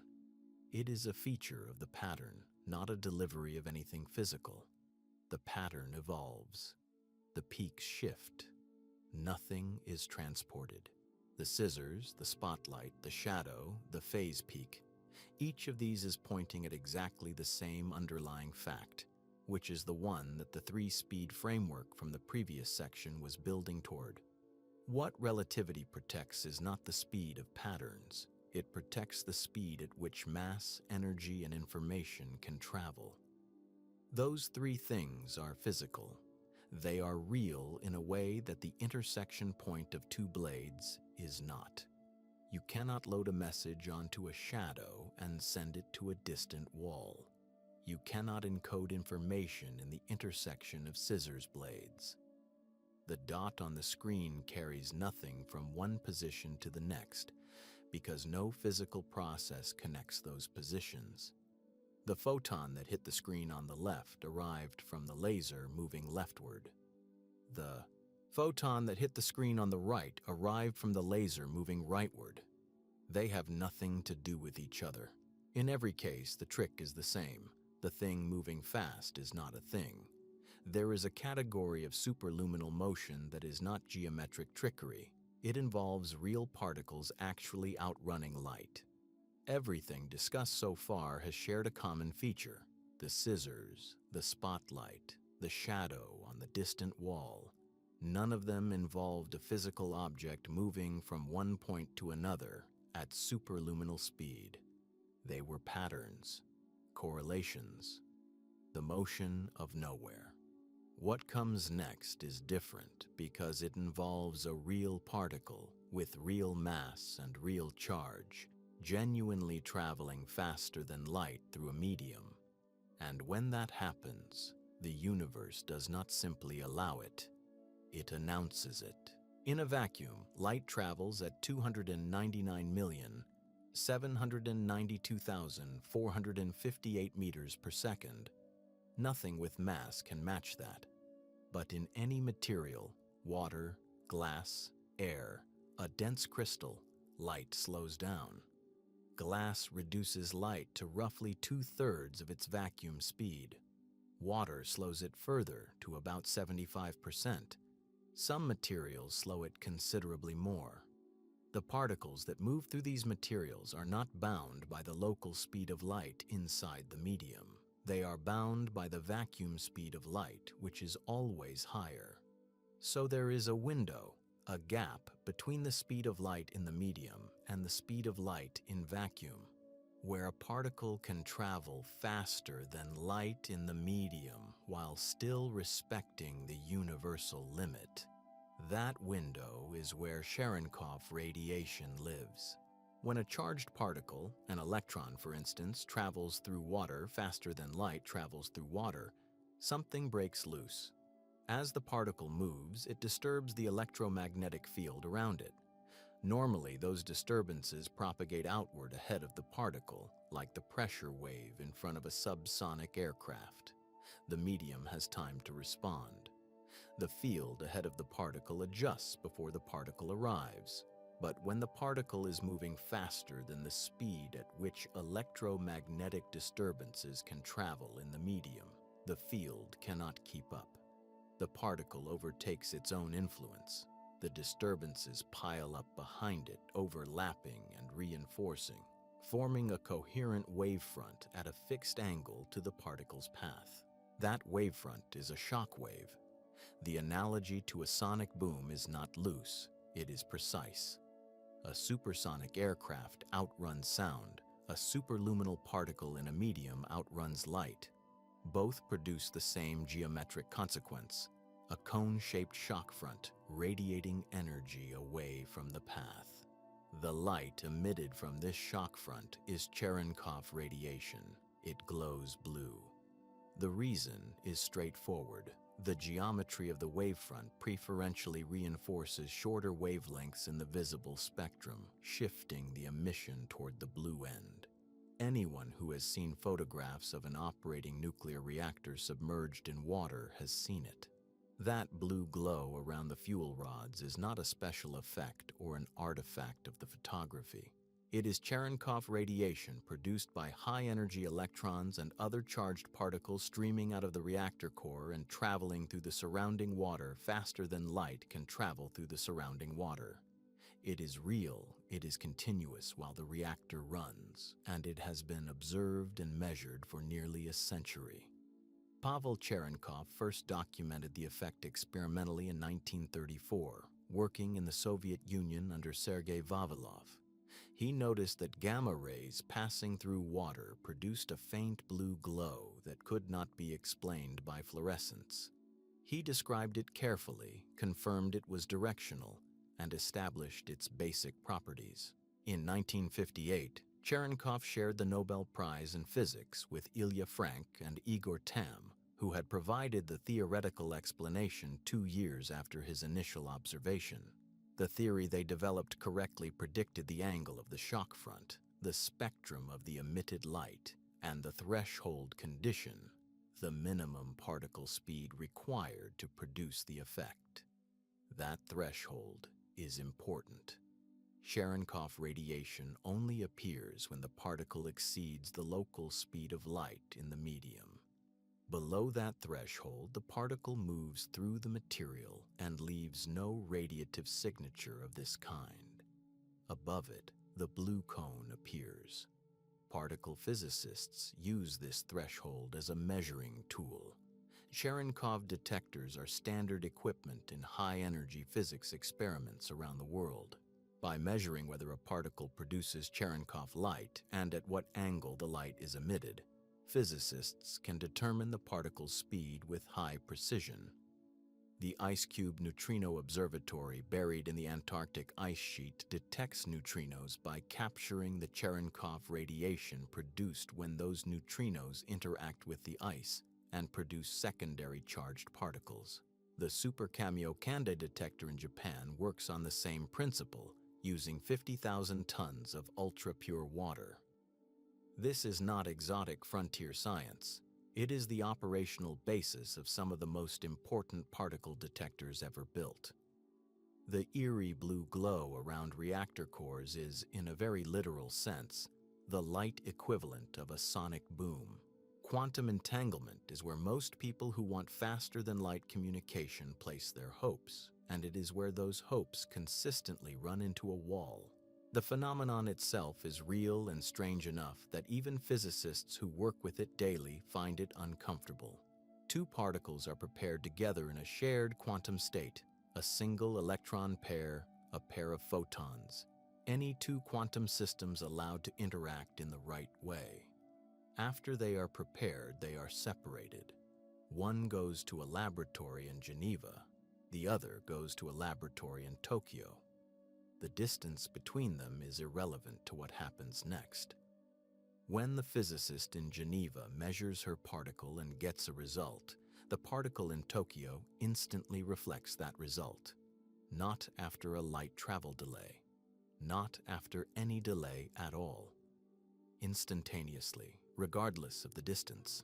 Einstein called it spooky action at a distance and spent the last decades of his life trying to find flaw in it. There was no flaw. The correlations are real. The first serious attempt to establish whether those correlations were genuine or just a bookkeeping artifact came from John Bell in 1964. Bell derived a mathematical inequality, a limit on how strongly correlated two particles could be if their outcomes were determined in advance by local hidden information. If the particles were simply pre-programmed with their answers before they separated, the correlations between distant measurements could only be so strong. Bell showed that if quantum mechanics was right, the correlation should be stronger than any local hidden variable theory could produce. Experiments beginning with Alan Aspect's work in the early 1980s and continuing through increasingly rigorous tests in the decades since have confirmed the quantum prediction. The correlations violate Bell's inequality. They are stronger than any pre-programming could explain. Something genuinely non-local is happening. So why can't you use this to send a message faster than light? The answer is precise and worth sitting with. When the physicist in Geneva measures her particle, she gets a result. Let's say she measures spin and gets spin up. In Tokyo, her colleague now has spin down instantly across any distance. But here is the problem. The Geneva physicist did not choose to get spin up. She got a random outcome. Quantum mechanics does not allow you to select your measurement result.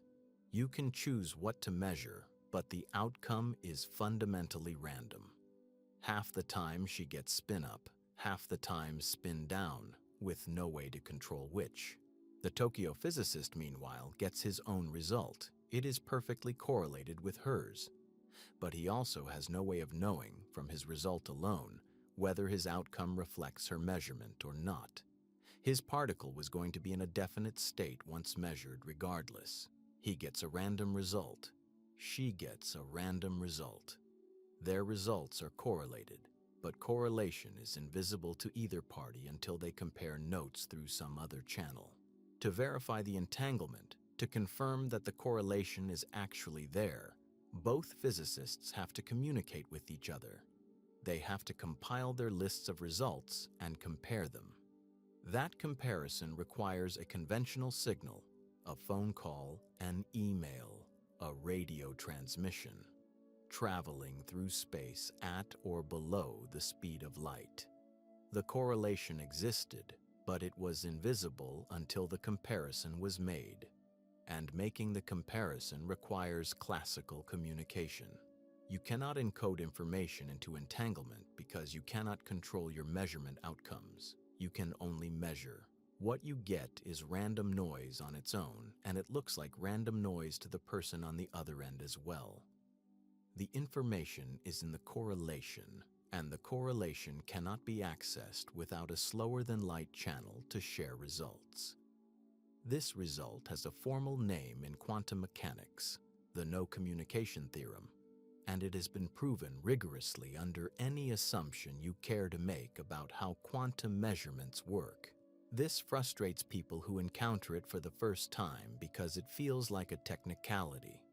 The effect is clearly non-local. Something is happening faster than light. Why can't that something carry a message? The answer is that carrying a message requires control, and the quantum measurement process strips away control at precisely the point where it would be needed. The randomness is not an engineering limitation. It is fundamental. No refinement of the technology changes it. The universe allows non-local correlations and simultaneously guarantees they cannot be exploited for signaling. Both of those things are enforced by the same underlying mathematics. Bell's theorem and its experimental confirmations are among the most precisely verified results in all of physics. The non-locality is real. The inability to signal with it is equally real. The universe is non-local in its correlations, but stubbornly local in its ability to carry information, and those two facts have coexisted for the entire history of quantum mechanics without contradiction. All the examples so far involve things that are not particles, geometric features, wave patterns, correlations. But in 1967, a physicist named Gerald Feinberg asked a different question. What if there were actual particles, real, physical particles with mass and momentum that existed permanently on the other side of the speed of light? Not particles that crossed the barrier, particles that never needed to, particles that were born fast and stayed fast, whose entire existence was superluminal in the same way an ordinary electron's entire existence is subluminal. He called them tachyons. The mathematical case for tachyons begins with what special relativity says about mass and velocity. As any object with mass accelerates toward the speed of light, its effective inertial mass increases. The faster it goes, the heavier it gets, and the more energy it takes to push it faster still. The curve never flattens out. Approaching c, the required energy climbs toward infinity. This is why no particle with mass can reach the speed of light, not because of engineering limits, but because the mathematics of the universe forbids it. The energy cost is literally infinite. But the equations of special relativity are symmetric in a specific way. The same formulas that describe particles below the speed of light have a mirror set of solutions above it. In those solutions, the particles never slow down to CE for the same reason ordinary particles never speed up to C. The energy cost of crossing the barrier from either direction is infinite. The barrier is impassable from both sides. A tachyon, if it existed, would be trapped above C forever, unable to decelerate into the ordinary world any more than an electron can accelerate into the tachyonic world. The mass of a tachyon in these equations comes out as an imaginary number, not zero, not negative. Imaginary, a multiple of the square root of -1. This sounds like the equations producing nonsense. But imaginary numbers appear throughout physics in ways that are perfectly respectable. They show up in quantum mechanics constantly. They appear in descriptions of wave behavior, in electrical engineering, in the mathematics of oscillations. An imaginary quantity in a physical equation does not automatically mean the equation is broken. It can mean the physical object it describes has genuinely unusual properties.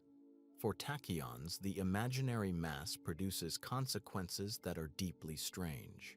A tachyon moving very fast has low energy. A tachyon slowing towards C has high energy. This is exactly backwards from ordinary particles, where moving faster means carrying more energy. If a tachyon were to emit radiation and lose energy, it would accelerate. The closer it got to C, the more energy it would need, and the harder it would become to slow down. In this sense, C acts as a lower speed limit for tachyons rather than an upper one. They are permanently exiled to the fast side of the barrier. Tachyons are also time-symmetric in a way that creates immediate problems. In special relativity, different observers moving at different velocities will disagree about the timing of events that are separated by a space-like interval, meaning events too far apart for light to travel between them. A tachyon moving faster than light connects two such events. One observer watching a tachyon move forward in time will see it traveling from cause to effect. Another observer moving at a sufficiently different velocity will see the same tachyon moving backward in time, from effect to cause. Both descriptions are equally valid under special relativity. There is no way to say which observer is right. This is not an abstract inconvenience. If tachyons could be created and detected, this ambiguity would mean that one observer's tachyon transmission is another observer's signal arriving before it was sent. Build the right equipment, and you could communicate with your own past. The grandfather paradox, traveling back far enough to prevent your own birth, arrives directly from that capability. Whether it is a decisive argument against their existence at all is a separate question.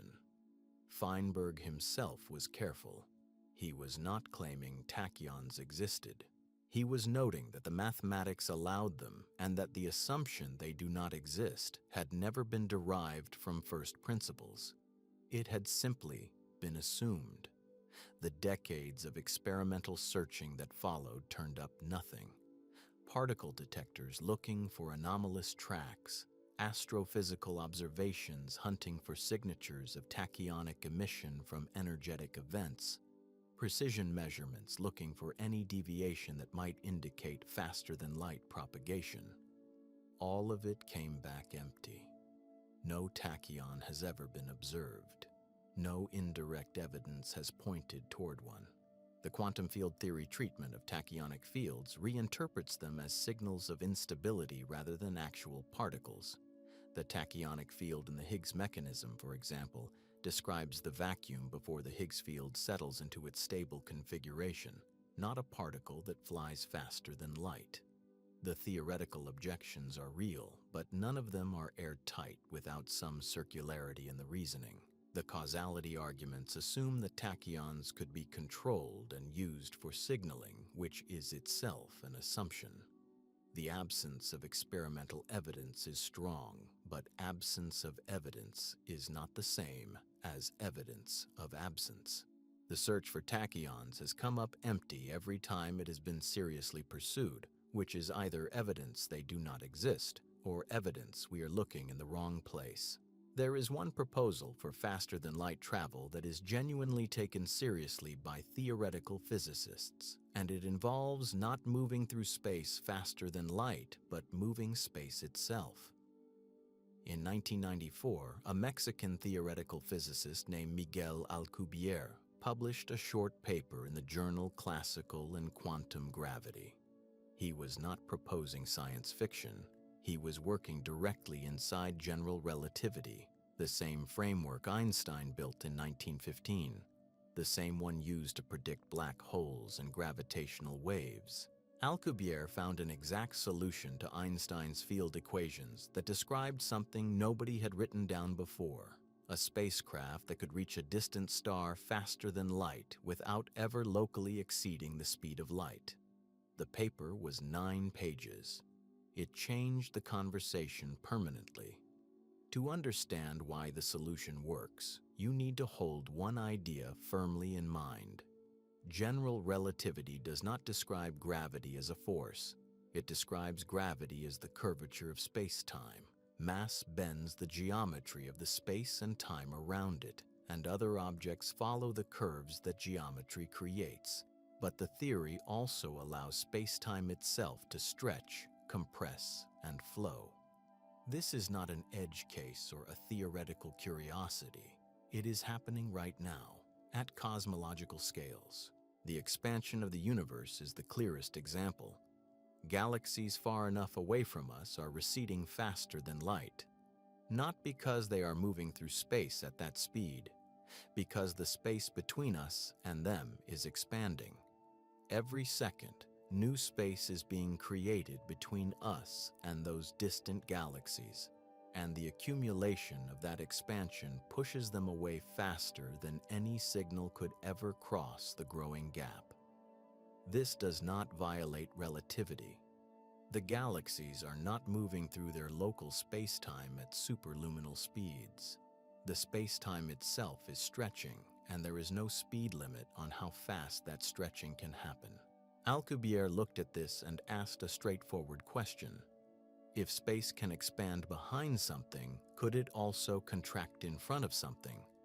And if you arranged both at once, expansion behind a spacecraft, contraction ahead of it, what would happen? The answer, according to his equations, was that the ship would be carried along. The region of space-time containing the vessel would move as a coherent bubble toward the destination. Inside the bubble, space-time is locally flat. The ship sits at rest relative to its immediate surroundings. No force acts on the crew. No acceleration presses them into their seats. From their perspective, nothing unusual is happening. From outside, the bubble is sliding across the face of space-time, surfing the warped geometry, arriving at its destination faster than light could travel through the undistorted space between the same 2 points. The ship inside never breaks the local speed limit, but the bubble has no speed limit. It is not moving through space. It is space moving. This is the loophole. Relativity constrains what moves through space-time. It says nothing about the speed at which space-time itself can deform.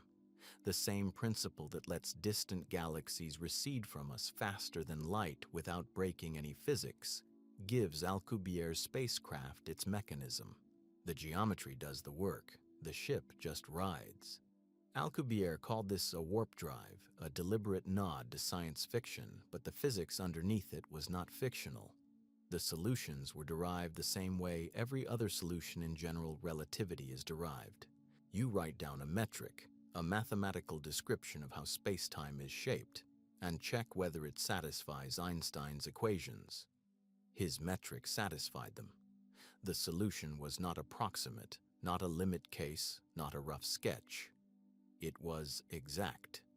What it described in precise mathematical terms was a bubble of flat space-time enclosed within a region of warped geometry, moving at arbitrary speed relative to distant observers, carrying whatever was inside it intact and undamaged. The passengers would experience no unusual effects. They would not age more slowly than people left behind in any dramatic way. They would simply travel from one place to another in a time that, measured against flat space-time clocks, would be shorter than the time light would have needed. The mathematics were clean, the solutions were exact, and the implications were staggering, if you could build it. The mathematics of the Alcubierre drive are elegant, and the papers describing it make for compelling reading. But the moment you ask what it would actually take to build one, the problems start stacking up. The first problem is the matter, not ordinary matter, exotic matter. The original 1994 paper required a substance with negative mass density, or negative energy density, to generate the space-time curvature the warp bubble depends on. This is not antimatter, which has positive mass and falls downward like everything else. It is something stranger. Matter with negative mass would fall upward. It would repel gravity instead of obeying it. It would push away from every gravitational source rather than toward one. Nothing observed in any laboratory, anywhere, at any point in the history of physics, has ever displayed this property. Negative mass density is not a material waiting to be synthesized. It is a category of object that may not exist in any physically realizable form. The entire ring foundation of the Alcubierre drive rests on a substance for which there is not a single confirmed gram in the observable universe. And then there is the question of how much of it you would need. Alcubierre's original calculations were not encouraging. Early estimates placed the requirement in the range of Jupiter masses of negative energy, an amount comparable to taking the largest planet in our solar system, converting its entire bulk into energy according to Einstein's mass-energy equivalence, and then somehow flipping the sign. Some analyses pushed the requirement even higher, toward the total mass energy of all observable matter in the universe. These are not engineering constraints. They are a signal from the mathematics that something fundamental is wrong with the premise. When a calculation tells you that you need the energy equivalent of the entire cosmos to move a single spacecraft, the correct response is not to look for a bigger power source. Physicists understood this. For 3 decades after Alcubierre's paper, various research groups took the problem seriously and worked to bring those numbers down. The approach was to modify the geometry of the warp bubble, to find configurations of the space-time metric that achieved the same apparent result while requiring less exotic matter. Harold White at NASA's Advanced Propulsion Research Group proposed that making the bubble wall thinner and oscillating it could reduce the energy requirement by many orders of magnitude. His estimates, published in the early 2000s, attracted significant attention. The figure dropped from planetary masses to something closer to a few hundred kilograms of exotic matter. That is still not achievable, but it was a very different scale of problem. More recent work has pushed further. Some papers cite energy requirements of around 4.9 million joules for certain proposed warp configurations, roughly the energy stored in about a kilogram of TNT or the output of a small diesel generator running for an hour. Read that number in isolation, and it almost sounds reasonable. It sounds like something an engineering team could approach. But those numbers come attached to assumptions that quietly undo the progress. The bubbles in these low-energy solutions are typically too small to contain a human being. Some are smaller than an atom. Others require the warp metric to be confined to subluminal speeds, which means the drive no longer actually reaches faster than light travel. Some configurations require matter distributions that are themselves physically impossible under known physics. The energy figure shrank, but only by redefining the problem until it was no longer the original problem. 4. The exotic matter requirement has not been eliminated in any configuration that also permits genuine superluminal travel with a payload of meaningful size. Some researchers point to the Casimir effect, a real quantum phenomenon in which the vacuum between two closely spaced conducting plates has a slightly negative energy density, as evidence that negative energy is not purely fictional. The Casimir effect is real. The negative energy densities it produces are also real, and they are measured in units so small that assembling a macroscopic quantity of them through this mechanism is not a calculation that produces hopeful numbers. The gap between what the Casimir effect provides and what a warp drive requires is not a gap. Engineering can close by scaling up. It is a gap of dozens of orders of magnitude. The numbers have gotten smaller over 3 decades of theoretical work, but the fundamental obstacles have not gone away. Even if you somehow solve the energy problem, the Alcubierre drive has other issues that would keep any serious engineer awake at night. The first problem has a name in the literature: the horizon problem. It sounds abstract, but its consequences are immediate and practical. Once a warp bubble is moving faster than light, the geometry of the situation means that no signal generated inside the bubble can reach the leading edge of the bubble wall. Think about what that means. You are inside a moving region of curved space-time. The front wall of that bubble is contracting space ahead of you. To send any instruction forward, to steer, to brake, to do anything at all, that instruction would have to travel faster than the bubble is already moving. It cannot. The causal horizon severs the inside of the bubble from any influence over what is happening at its front edge. You could not adjust course. You could not slow down. You would not fire anything ahead of you. The entire journey would have to be pre-programmed before departure. Every decision locked in before the bubble formed, with no ability to respond to anything encountered along the way. If something is in your path, you find out when you arrive. That is not navigation. That is a very fast fall in a chosen direction. The second problem runs deeper. Certain configurations of the Alcubierre metric, specific arrangements of how the bubble is shaped and how it moves, permit what physicists call closed time-like curves. This is the technical phrase for a world line that loops back on itself through space-time. Follow the curve forward in time, and you eventually return to your starting point. Closed time-like curves permit time travel, not metaphorically, geometrically. They are paths through space-time that connect an event to its own past. When a solution to the equations of general relativity produces closed time-like curves, physicists treat this as a strong signal that something is wrong with the solution. The equations allow it mathematically. Nature appears not to. Stephen Hawking formalized this intuitio and as the chronology protection conjecture. His argument was that the laws of physics conspire, through mechanisms not yet fully understood, to prevent closed time-like curves from forming in any physically realizable scenario. Quantum effects near the boundaries of such configurations build up in ways that destroy the geometry before it can complete the loop. The conjecture has never been proven rigorously, but the fact that a warp drive solution can generate time-travel geometries is, for most physicists, reason enough to be skeptical that such a solution represents anything real. The third problem is the one that feels most final. Even granting a bubble that forms and travels and somehow sidesteps the causality issues, there is the question of whether it could survive long enough to be useful. Warp bubbles are predicted to be quantum mechanically unstable.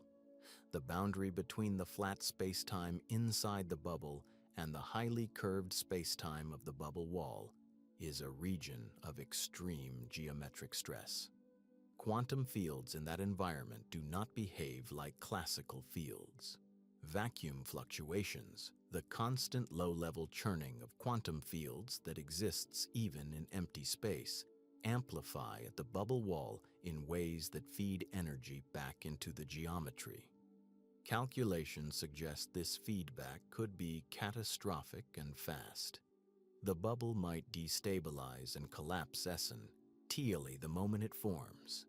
What happens to the contents when the bubble collapses at superluminal speed is not a question with a comfortable answer.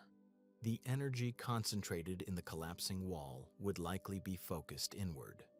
Anything inside would not survive. Taken together, these three problems, loss of control, time travel geometry, and quantum self-destruction, do not merely add complications to the engineering. They suggest the Alcubierre drive, even as a theoretical object, may not be physically realizable at all. The energy problem was already severe. These problems compounded in ways that energy alone cannot fix. A faster-than-light vehicle you cannot steer, cannot stop, and that may spontaneously destroy itself, is not a vehicle. It is a very fast coffin. The theoretical work on warp drives has not stalled. It has shifted toward asking what is actually achievable rather than what the best-case scenario looks like. In 2021, physicists Alexei Bobrik and Gianni Martir published a paper that reframed how researchers think about warp solutions. The central claim was striking. Warp drives do not necessarily require exotic matter. In certain configurations, Bobrik and Martir showed The space-time geometry needed for a warp bubble could be produced using ordinary positive energy, matter of the kind that actually exists. This was a genuine advance. For nearly 30 years, the exotic matter requirement had been treated as the foundational obstacle.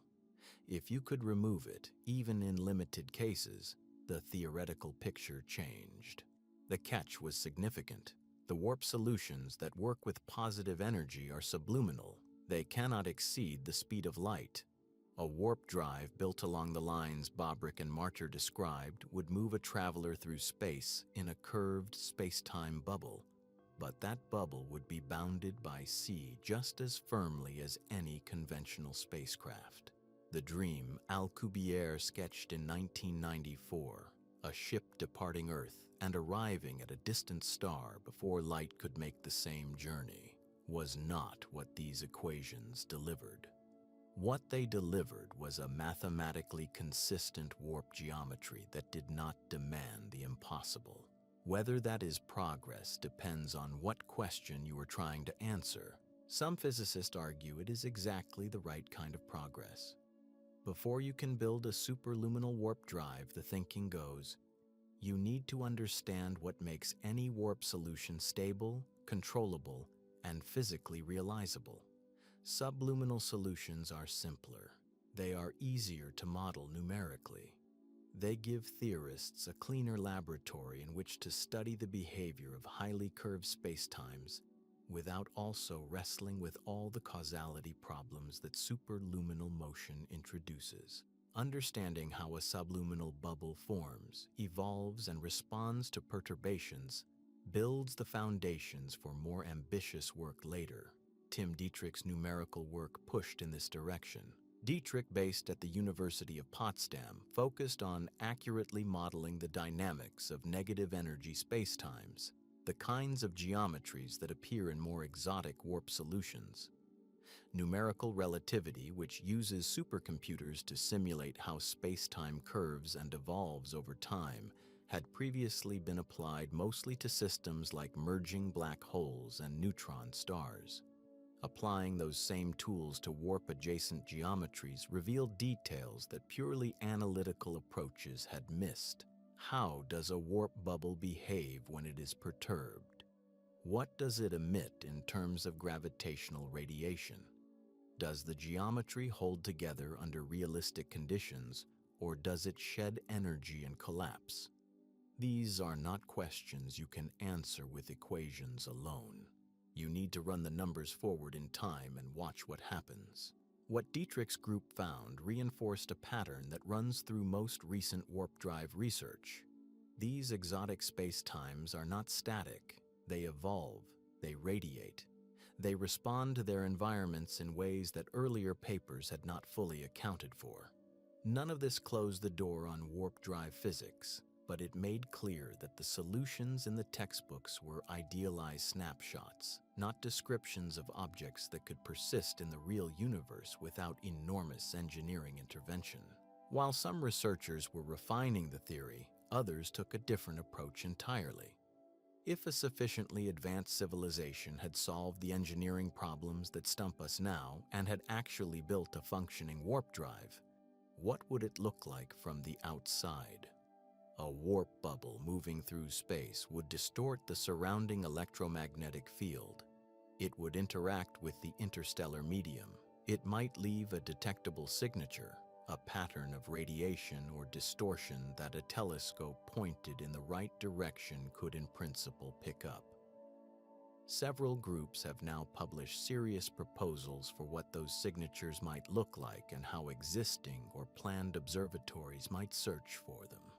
The search has not found anything, but the fact that researchers are treating it as a legitimate observational question marks a shift in how seriously the broader community takes the theoretical work underneath it. None of this adds up to a warp drive. The energy obstacles remain. The control problems described in the previous section have not been resolved. The exotic matter question, while loosened somewhat by Bobrick and Martyr's work, has not disappeared for the solutions that actually matter for superluminal travel. What has changed is the texture of the research. It is less speculative and more systematic. The questions being asked are more precise, the methods more rigorous, and the answers, even when discouraging, are more informative than the optimistic approximations of the 1990s. The field has become more honest about what the obstacles are, and in some ways that makes the remaining progress more meaningful. The honest question to ask about the Technion discovery is what it actually changes, and the answer requires separating the genuine advances from the breathless headlines. Start with what the paper actually did. A theoretical prediction from the 1970s said that the dark points inside optical vortices could exceed the speed of light under specific conditions. That prediction sat untested for 50 years. The Technion team tested it directly, measured it precisely, and confirmed it in a peer-reviewed paper published in Nature. That matters. Confirming a prediction is not a small thing in physics. The equations underlying that prediction are the same equations used to describe wave behavior across an enormous range of physical systems. When you confirm that those equations are correct in one domain, you strengthen confidence in them everywhere else they apply. That is a genuine scientific achievement, and it should be recognized as one. The paper also demonstrated something broader. Superluminal phenomena are not theoretical abstractions anymore. They are measurable, reproducible, and observable in controlled laboratory conditions. For decades, the examples physicists reached for, the scissors, the spotlight, the sweeping shadow, were real but difficult to pin down experimentally at the scale where the effect becomes dramatic. This experiment produced actual velocity data, actual numbers, a measured acceleration curve showing a dark point exceeding Ca by a clear margin right before annihilation. That is a different category of confirmation than a thought experiment, and it adds real weight to the catalog of cases where geometric features of waves exceed the vacuum speed of light. What the paper does not do is equally important to state clearly. It does not change the prohibition on faster-than-light information transfer. That prohibition rests on the structure of causality itself, and the Technion result does not touch it. The dark point carries no energy, no mass, and no information. It cannot be loaded with a message. It cannot be aimed at a receiver with a signal encoded in its position.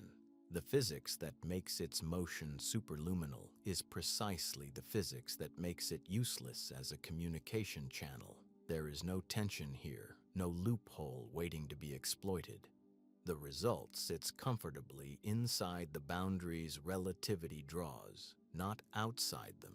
It also does not point toward warp drives. The Alcubierre geometry requires the manipulation of space-time curvature on macroscopic scales, using forms of energy that may not exist. Nothing in the Technion experiment touches that problem. A vortex singularity in a thin flake of hexagonal boron nitride and a proposed bubble of warped space-time around a spacecraft occupy entirely different regimes of physics. The connection between them, if one exists at all, is not visible in this result. What the discovery does open up is something more specific and more durable. The equations governing superluminal vortex motion in optical systems are topological equations. The same mathematical framework describes vortex dynamics in superfluids, superconductors, and certain quantum materials. Quantum vortices in superconductors carry quantized angular momentum and annihilate each other the same way optical vortices do. If the topological dynamics of annihilation produce superluminal motion in light waves, the same argument applies to singularities in these other systems.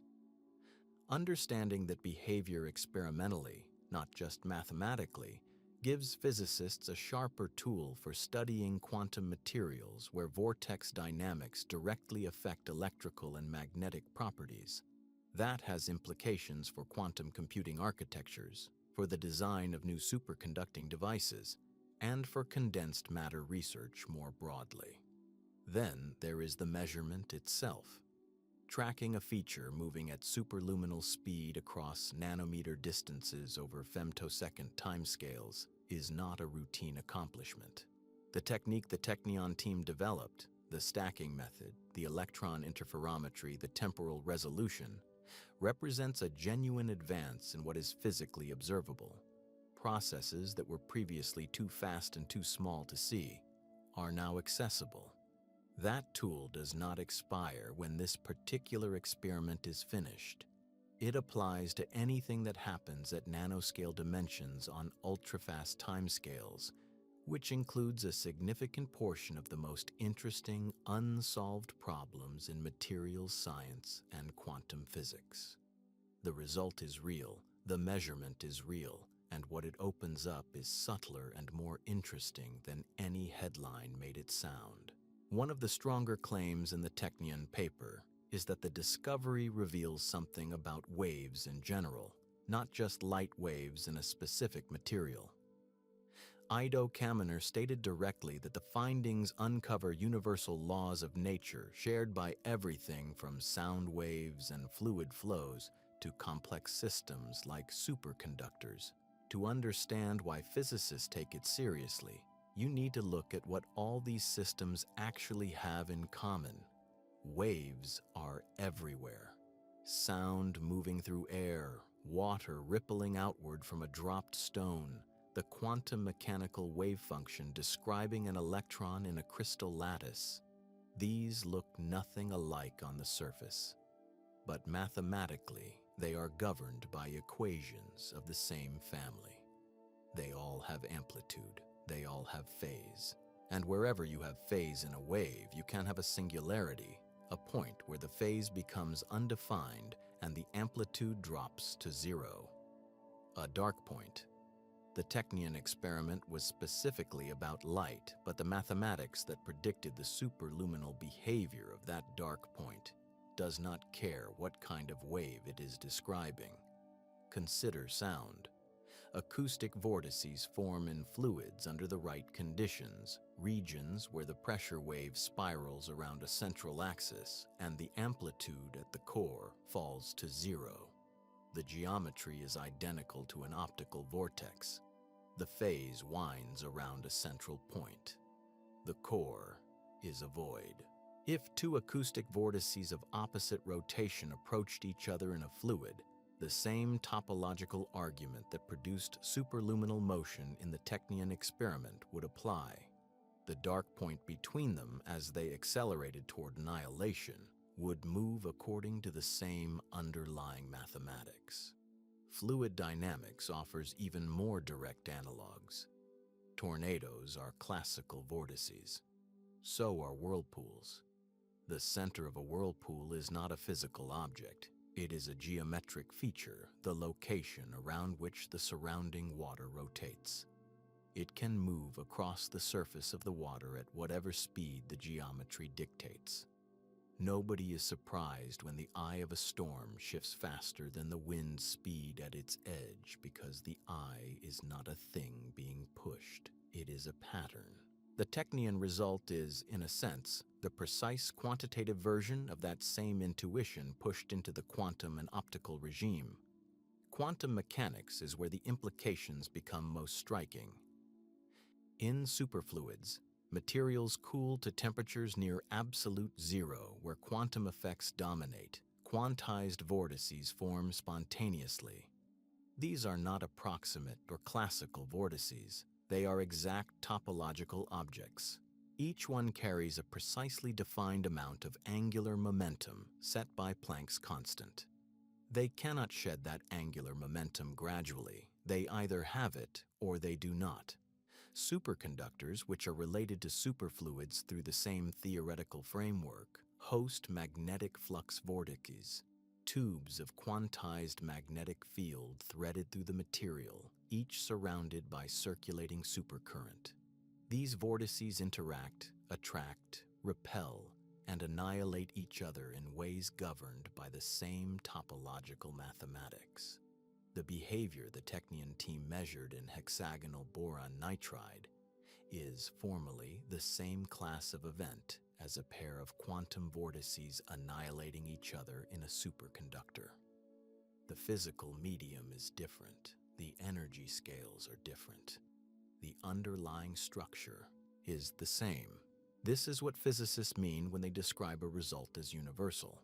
Not that every system behaves identically, not that you can copy the Technion experiment into a superconductor and get the same numbers, but that the topological argument, the reason the dark point accelerates, the reason it can briefly exceed the wave speed, the reason it disappears at annihilation, is not specific to light. It follows from the mathematics of phase singularities in wave systems generally. Any system that supports stable vortex structures where two oppositely wound singularities can approach and annihilate is a candidate for the same class of behavior. Research groups studying quantum vortex dynamics in superfluids are already asking whether the same acceleration signature might be detectable in their systems. The question was difficult to formulate precisely before the Technion result gave them a concrete experimental framework and a measured velocity profile to compare against. That is what a genuinely universal finding does. It hands neighboring fields a new question they did not know to ask. The same dark point moving faster than light in a laboratory in Haifa is, in a mathematical sense, the same object at the center of a quantum vortex in a superconductor. Beyond the physics, the Technion experiment produced something of equal long-term importance, a new way to see things that were previously invisible. To understand why this matters, you need to know what electron microscopes could and could not do before this experiment. A standard electron microscope is, in terms of spatial resolution, one of the most powerful instruments ever built. Electrons have a much shorter wavelength than visible light. That means they can resolve features down to the scale of individual atoms. A modern electron microscope can image the spacing between atoms in a crystal lattice with extraordinary clarity. What it cannot do in its conventional form is watch something happen. It can show you where things are. It struggles badly with when things happen. The temporal resolution of conventional electron microscopy is, by the standards needed for this experiment, effectively zero. The process the Technion team needed to observe unfolds over roughly 3 quadrillionths of a second. Nothing in a standard electron microscope is built to track motion on that timescale. The instrument that could combine nanometer spatial resolution with femtosecond temporal resolution did not exist off the shelf. What the team developed was a form of electron interferometry, a technique that uses the wave nature of electrons themselves to extract phase information from a sample, not just intensity. In conventional imaging, you measure how bright something is. In interferometry, you measure the phase of the wave, where it is in its cycle. This phase information carries far more detail about the internal structure and dynamics of a material than brightness alone. The combination is what makes the technique genuinely new. You are not trading spatial resolution for temporal resolution, which is the usual bargain in ultrafast imaging. You are getting both simultaneously. This was because the phase measurement encodes dynamic information about the sample that would otherwise be invisible in any image built from intensity alone.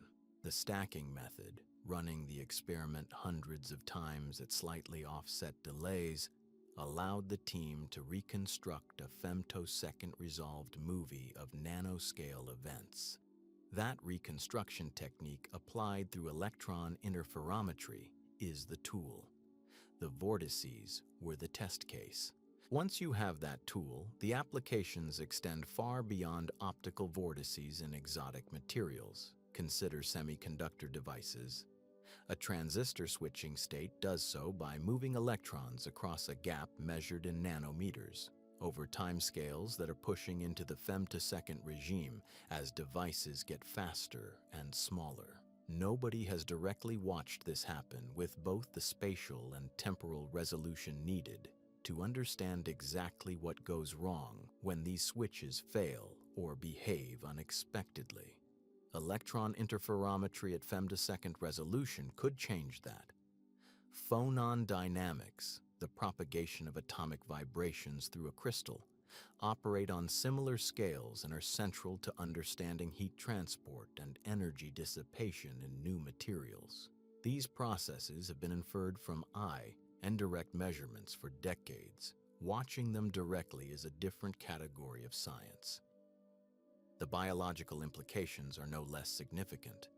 Molecular machines inside cells, the protein complexes that replicate DNA, fold other proteins, drive cellular movement, operate through sequences of conformational changes that happen on timescales of picoseconds to nanoseconds. The intermediate states of these processes, the shapes a protein passes through between one stable configuration and another, are nearly impossible to capture with existing crystallography or cryo-electron microscopy. This was because those techniques require the sample to be still. Enzyme catalysis involves bond-breaking and bond-forming events that last femtoseconds. Watching a chemical bond form or break in real time in a biological context at the nanometer scale is something no existing instrument can do reliably. A refined version of the Technion technique could get there. Chemistry offers a similar frontier. Reaction intermediates, the short-lived molecular states between reactants and products, control what a chemical reaction produces and how fast it proceeds. They are, almost by definition, too fleeting to image directly. The Technion method, adapted for chemical systems, could allow researchers to catch these intermediates in the act rather than inferring their existence from the products left behind. That shift from inference to direct observation is how entire fields of science get rebuilt from the ground up. None of these applications will happen immediately. The technique requires further refinement, adaptation to different sample types, and engineering work that will take years. But the underlying capability, the ability to image phase dynamics at nanoscale spatial resolution across femtosecond timescales, has been demonstrated. The instrument built to confirm a 50-year-old prediction about dark points in light waves may end up being more useful than the prediction itself. Pull back from the specific experiment and look at where faster-than-light physics actually stands in 2026. And the picture is more nuanced than either the headlines or the dismissals suggest. Start with what is settled.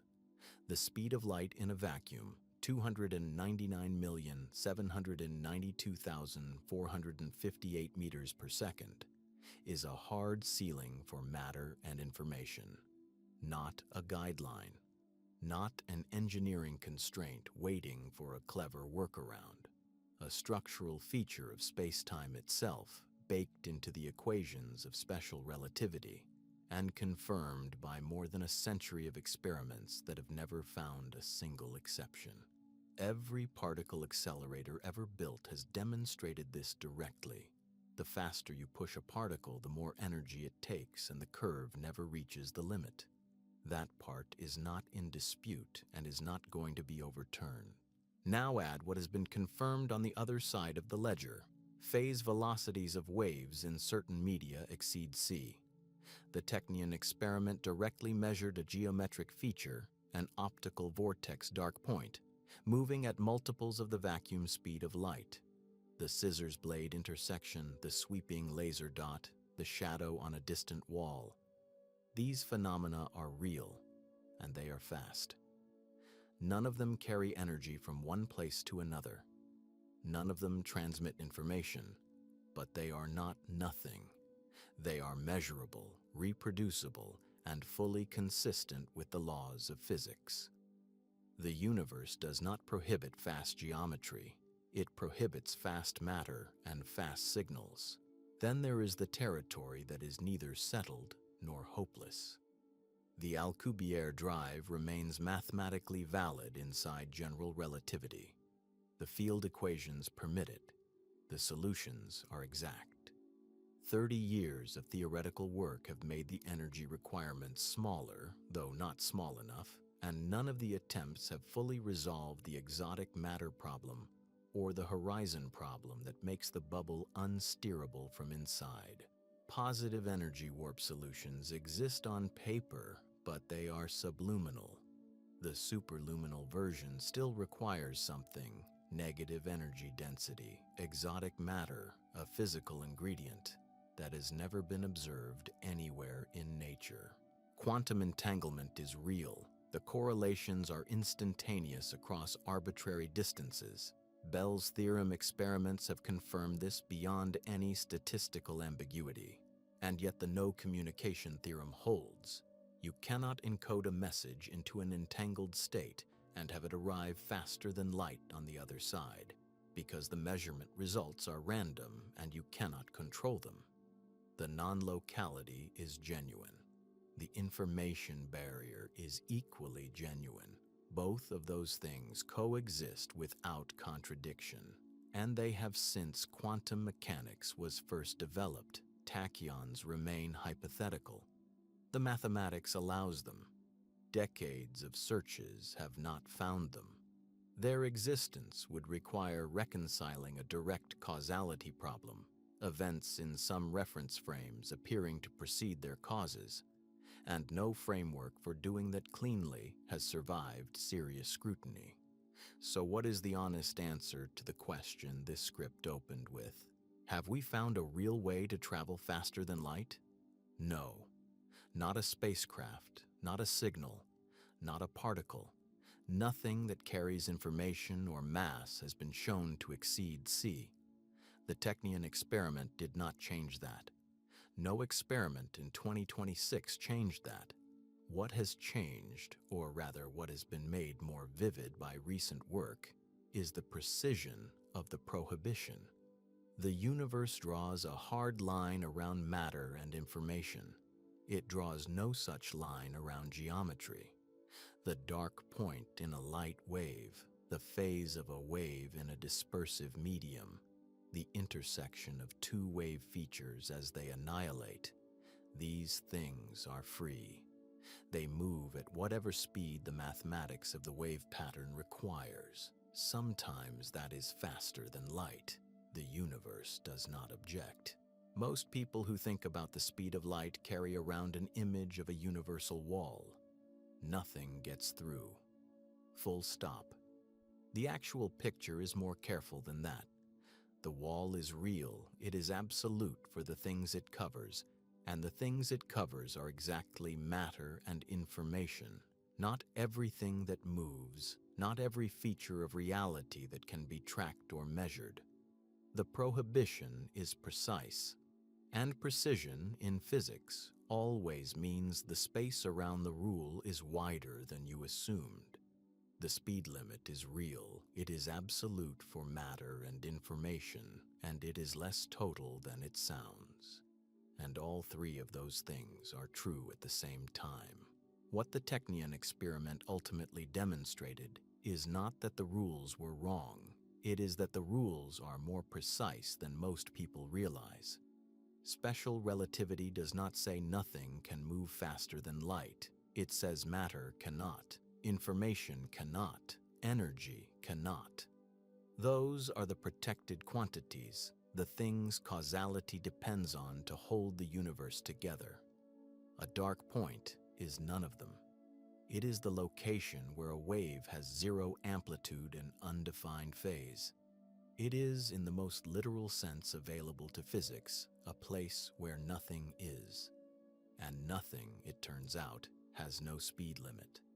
That distinction sounds like a technicality. It is not.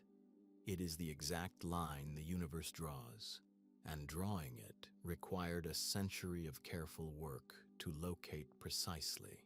The fact that geometry can move faster than c without breaking causality is not a loophole someone found by accident. It is built into the structure of the theory. Berry saw it in the equations in the 1970s. The equations were not hiding it, they stated it plainly. The hard part was building something sensitive enough to watch it happen in a real material, at a real temperature, in a real laboratory, with numbers you could write down and defend in front of reviewers at Nature. That 50-year gap between prediction and measurement is worth sitting with. The instruments had to be invented. The materials had to be found and characterized. The stacking technique had to be developed, the electron microscopy refined, the temporal resolution pushed to 3/quadrillionths of a second. Experiments had to be run, fail, and run again. Entire careers touched this problem without closing it. The universe held its secret about what dark points do for half a century, not because the physics was hidden, but because catching something moving that fast across distances measured in nanometers required a precision humanity did not yet possess. Kamener's group possessed it. They ran the experiment, stacked the images, and watched two vortex cores approach each other through light moving at a fraction of its vacuum speed.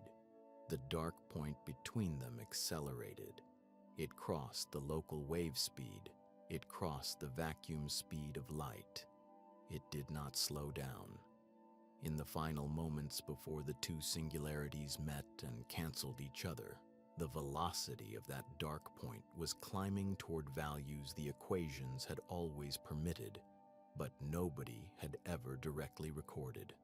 Then the cores met. The topology rearranged.